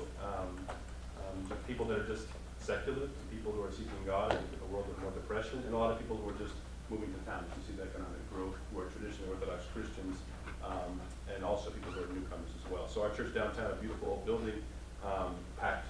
And so our goal for a while has been to maintain our church downtown, which is beautiful, and but also the majority of our demographic study is down south, both in southern part of the valley and in Utah County. And I would say the majority of our growth, both again people who are just secular and nothing, who are coming to God, which is encouraging, for basic morality and everything, but also people who are moving in town for Adobe and things like that. as the industry grows in Utah County, exploding in growth. So most of our new families live down there and then drive a super long way now, which is, right now I live in Bluffdale, and that drive to downtown Salt Lake is driving me crazy. It's like an hour, right? So my goal, I'm married, I have 8 children of my own, and to Joy, our goal would be that we're gonna move down here as well, God willing. And a number of our families looking to do the same thing. They wanna kind of get a break. A number of young families moving to town, and so I think what Bluffdale was 15 years ago, I never heard of Bluffdale 15 years ago. No one lived there forever, and now everyone's there. And in our search for a place to put down roots for a new church, our goal was to kind of have a country feel. We looked at some places in Bluffdale, we had a piece of property, but it was $2 million. It was impossible for the community for us to ever actually build a church as well. So after some prayer and looking, and this wasn't even public, we had some really nice, Shad helped us, really nice guy, helped us find this place. It's kind of an answer to prayer. In our little community, we raised $400,000, which I think was pretty darn impressive. They were made to feel like failures initially because it wasn't $2 million. And so I said, forget this. So our goal, kind of in Orthodox missionary kind of history, would be to have more than about an hour apart from each other. Is very healthy. So you can have a downtown community that can draw everyone in the valley. Generally, when you get lower south, then you want to have an independent community. Our biggest problems now are we have tons of kids. I mean, we have people say I'm going to church biologically, but I think we have 75, 80 kids on the age of 5 on a Sunday. So it's growing rapidly, and there's no place to run. And again, most of them live down there. So our goal would be a beautiful church, a fellowship hall, have lunch after the service on Sunday. This is a massing. Things will look different, but give you an idea to fit in the setting. So the traditional elements, so we can actually worship God the way you would in the old country, so to speak. If you've been to Greece, or if you've been to Jerusalem, or you've been to holy places, you don't see much of that in America because they're just retrofitting old buildings to kind of fit. But the idea that we could express our faith fully, these are a beautiful example, I think, of more kind of what it will, you see traditional elements of, there's a sense of permanence, Orthodox architecture. I can't stand things that feel cheap and feel very, I think a big problem with spirituality and emotional, people just feel like everything's changing all the time. And I think a very, very settling thing for people is a sense, you know what, some things don't change in this world. God doesn't change, morals don't change. You don't always depend on some things. So I think architecture reflects that as well. A sense of permanence. You see a heavy emphasis on stone and natural materials, so it feels like, and if you look at Utah, the bottom right, it kind of fits, the setting. And so our hope would be that the country setting would be very, a good setting for us to build a beautiful church. I mean, you have the temple across the street, right? The LDS temple's across the street. And I think that this would be a nice complement to it. And really, it'd be an architectural gem. We're working with Prescott American Architects in Salt Lake City, a dear friend of ours, and one of his architects, Denitsa, a dear friend of ours, have helped us so much. And I think one of the most beautiful churches in Western America, certainly for Utah. And I think you'd see it, and as you came into town, and it would be economically, I think, helpful to the community. A lot of our families want to move down here, be a part of it. I think one of your guys, Daniel, was nice enough to ask me in another meeting, like, what would you want to see around it? And I was kind of impressed by that question, that you would even ask us. That shows that your future planning seems really impressive to us. When the idea of a real community. I'm really dedicated to community. And that's really lacking in people's lives. I'm sort of depressed and a number of things. So our goal would be to build something beautiful, mostly heavy on Sundays, at least the majority of the time, of course. We have some prayers the other days, Bible study, ladies get together with their kids, stuff like that. A feel for the kids to run. In the Orthodox tradition, we have Orthodox cemetery. They're quiet neighbors. They don't make much noise. The idea of that is that simply we have, every Saturday, we pray for those who have died and gone ahead of us. And so when you have your family list of praying for your grandmother, you walk out and that's where their graves are. That's very traditional. You'll see on the site plan, it's just an idea. You'll see a part. We can go through these. You see the beauty of the inside, outside. I mean, the fresco is beautiful. We have someone potentially lined up to come from overseas and paint them. Really stunning. Very, very beautiful inside. Again, this is not ours. This is just an example of a floor plan you might see in an Orthodox church. A general feeling is you have, I won't get into Greek words, but you have the beginning exonarthex where you come in, get your jacket off, things like that, use the bathroom, buy your candles, stuff like that, kids can use. And then you move into a place called the narthex, which is kind of like, it's like going from this world to paradise is the idea architecturally. So you kind of leave the world behind you, there's a place to light your candles, say your prayers, and you come into what's the nave, is the main part of the church. You see the choir there, there'd be some of the main section there, and then you see the purple part is what's called the altar, or the holy place where the service takes place. So again, this is a general idea. You'd see this pretty prominently in other Orthodox countries. Just an example of some of the features you'd see. Very, very beautiful. It's a baptismal font. You might see somewhere. The bottom left, that little beautiful chapel, that's what we have now. That's one of our little mini chapels in Salt Lake City. Being carved by this gal right here. I was embarrassed her. She's a carver in Bulgaria. She did it by hand beautifully. So there's a real emphasis on detail and that little things matter. And again, in the world of transits, it drives me crazy. I love things that have a sense of permanence and a sense of holiness to them. This was just again a rough to this site that was done just recently. We're under contract with the property. We're trying to, our due diligence period. When is it up? The 10th. The 10th of August. So we're thankful to be, and everything's looking good. Thank God with the site and the architects and the engineering and such. So you'd have a church with a fountain kind of in the front. Fishing. Oh, So my hand away from the freeway then, right? So traditionally, Orthodox churches, it always faces east. Like the same Jewish synagogues as well, so it faces east. It makes sense. I'm not So yeah. saying so they have freeway. Yeah, with that faces this freeway here. Yeah, so I guess. No. Yeah, the freeway's right here, right? Freeway. Yeah. Yeah. To the right. So I think you'd. Yeah. So is the fountain in the front or in the back? The fountain's in the front, by the entry. So that would be the west side. That's where I'm When you're standing inside, you're facing east. That's what I mean. Yeah. So when you come in the church, this is the west side. You head east. Okay. So you pray facing that direction. Sorry. Right. Okay, that makes sense. Sorry. We're good. I'm tired. So it's been a long day. So the parking. Some of the basic elements of an Orthodox community would be the fellowship hall. Again, load-wise and parking-wise, to have both of these buildings might require a lot, but these are never filled at the same time. People would go from here on a Sunday over to here, we have a potluck, and people eat and things like that, wedding ceremonies over here. Church elements would be a parsonage, so there'd be no public housing or rented. It would be traditionally a priest lives on site because, first of all, it's a very beautiful place for security reasons. Maybe an apartment for the person who takes care of the community.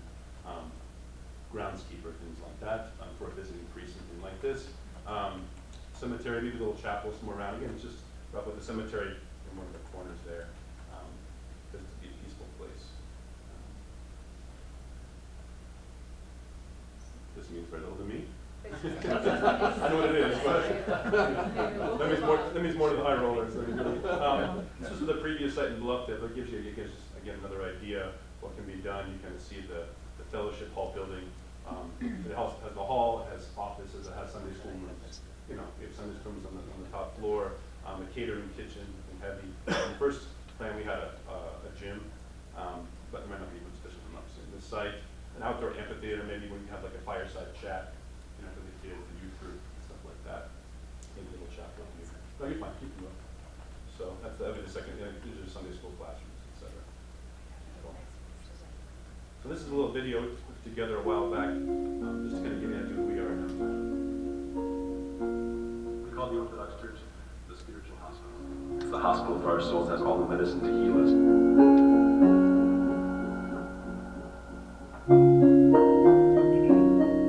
The parishioners of St. Peter and Paul are the church. They're the best part of the church.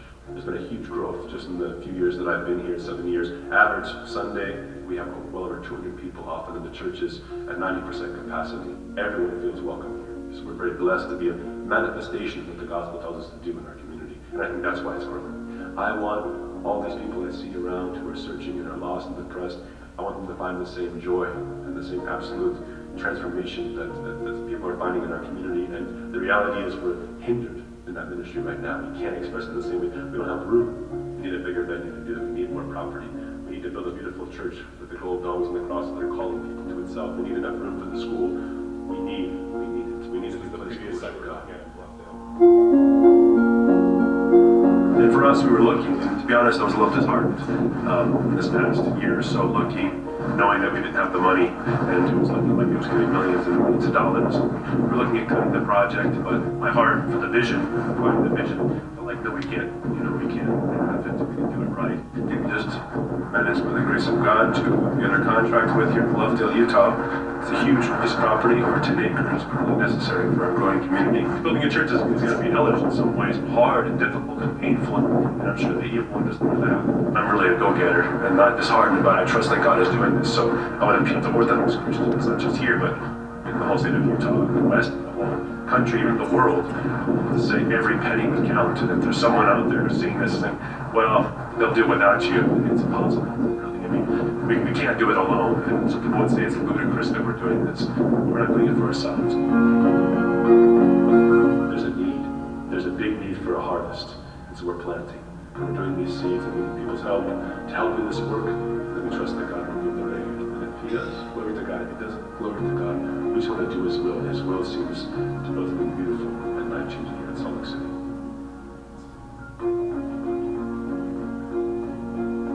That's a little picture of who we are. I think I'm leaving that. So just a quick question, did you have that property under contract at some point in time? Because it looks like the foundation was... That wasn't for us. It was interesting property. It was, so I moved down south to kind of around to find some property, and it was another church that was in that never developed, and then we got it, and $2 million, which is a ridiculous amount for anybody. I mean, so I tried, I did my darndest to try, but I'm actually thankful. Actually, it actually would not have fit really in. Like I said, I like smaller communities, more of a place where we can really, our people can step in and actually be a part of the community, part of the residential community. So I'm actually, good thing we don't get what we want sometimes in the spiritual life, I guess. So I really like Payson. I like small town. My family and I have been looking at a place for a while in Mona, and now I think we're probably just gonna, if this goes through, we'll probably just try to buy a house on the same road, fix it up, and my family so we can walk to church. And I like the idea of the future city planning along the river there.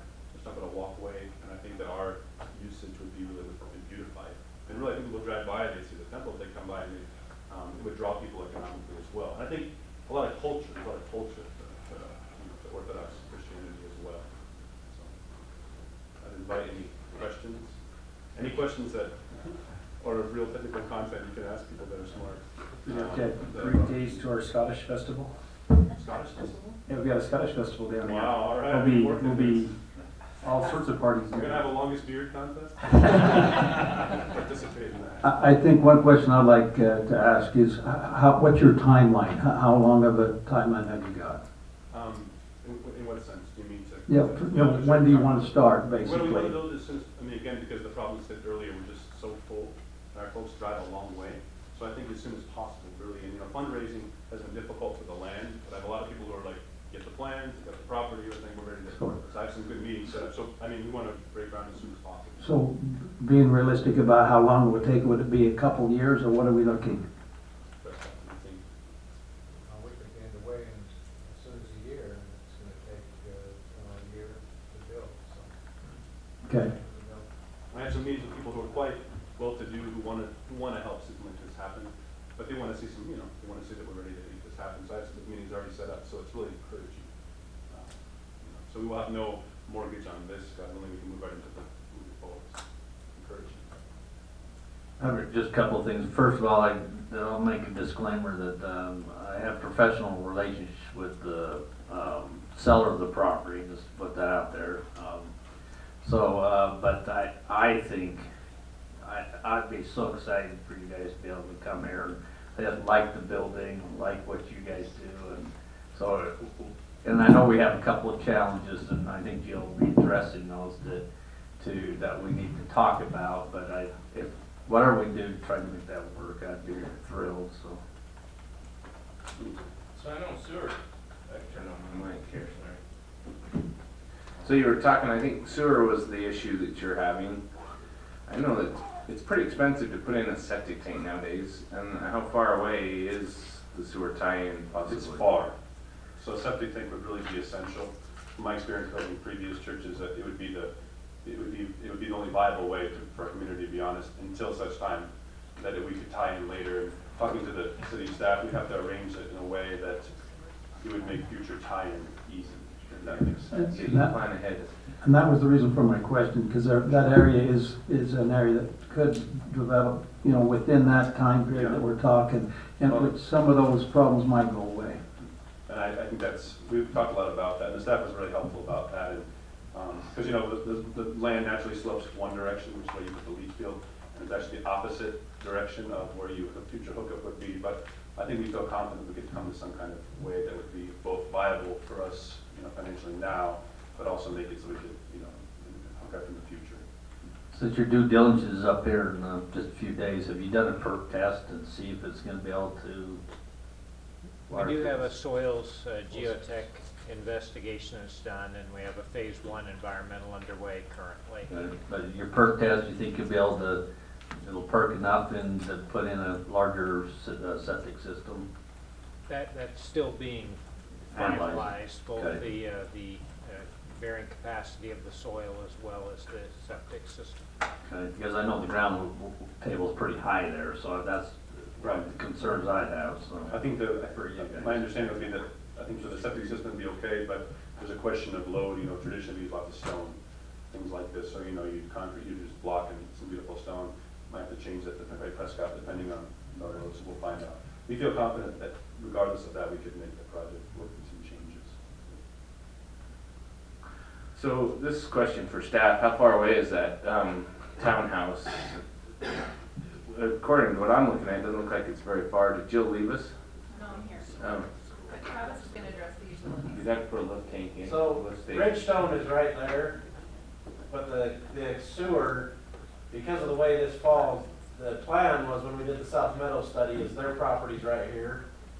The plan was the sewer would have to be built along with the road to get from that point up here to tie into 8 South, because other than lifting it is the only way you could get it back over here, where it is currently.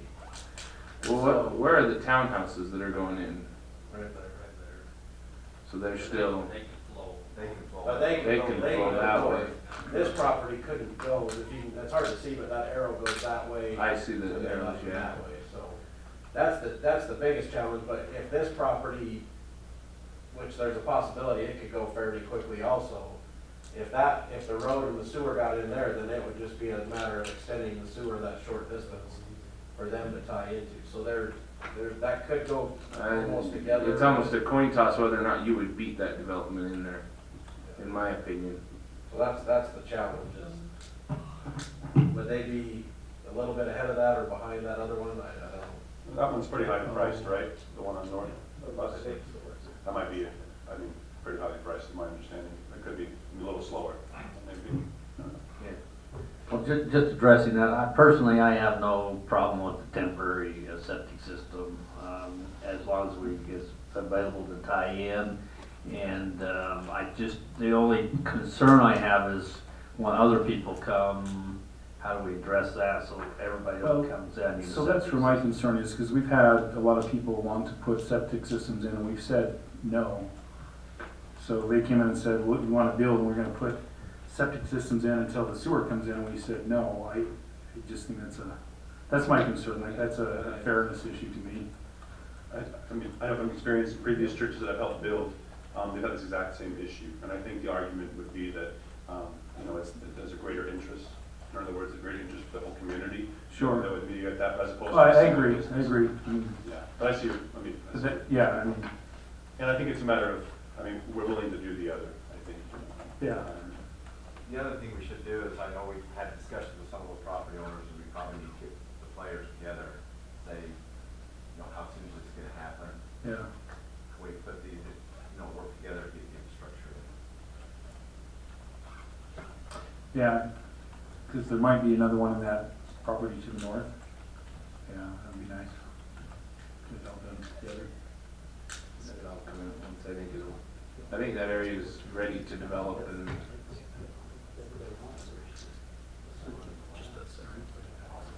Which you want to address? You're good.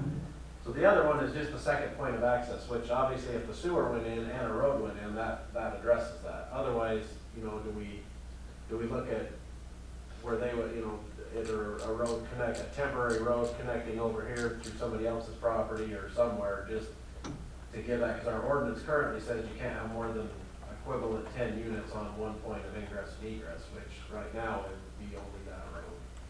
So those are the two issues we just wanted. That's why when they came in and talked with us Monday, we wanted to kind of bring it before you guys, because those are two issues that our ordinance currently doesn't allow staff to, we don't have a choice, we have to enforce that. Where are the current roads right now? Everything's blue there. I'm like, well, there's lots of roads. The but current that's road not- is right there and right there, and then this kind of bends around, but it doesn't have another outlet. It has to go.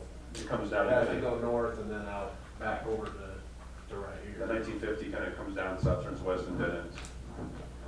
So those are the only two issues, so if we can work through those, then, you know, or find a way to work through those, like you said, then that's the only, on staff's level, is, those are the two issues we have to deal with. That we couldn't just say, just do it and we'll ignore them. Right, let me ask you on the road.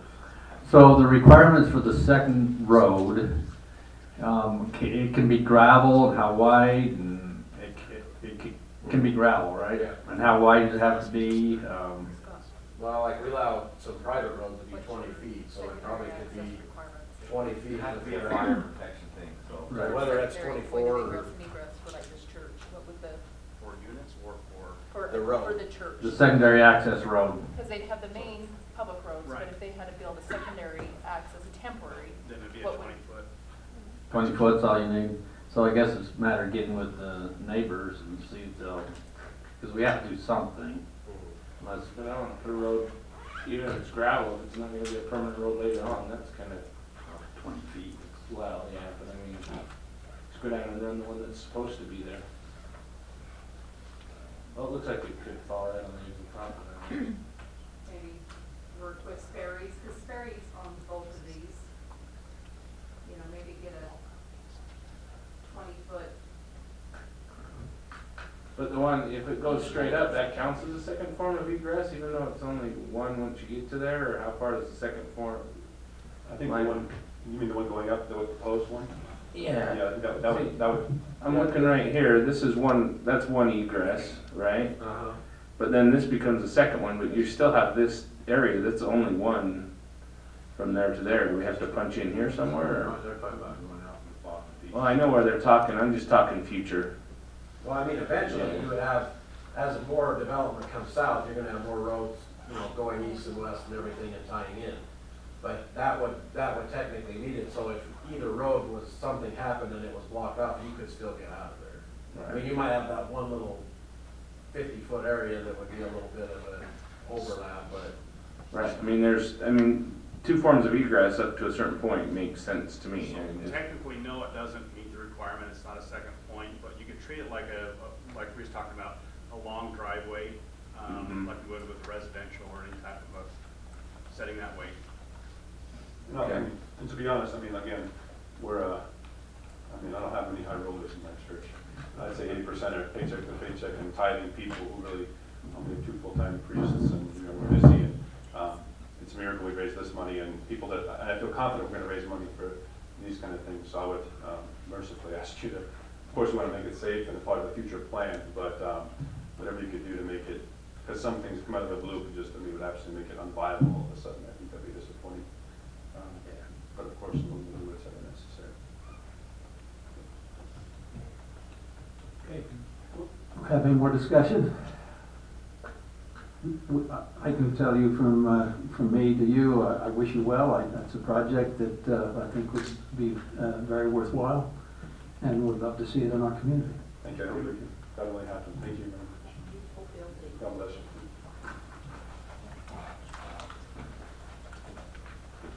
Okay, we'll move on to F, adjourn to redevelopment agency. I need a motion for that. So moved.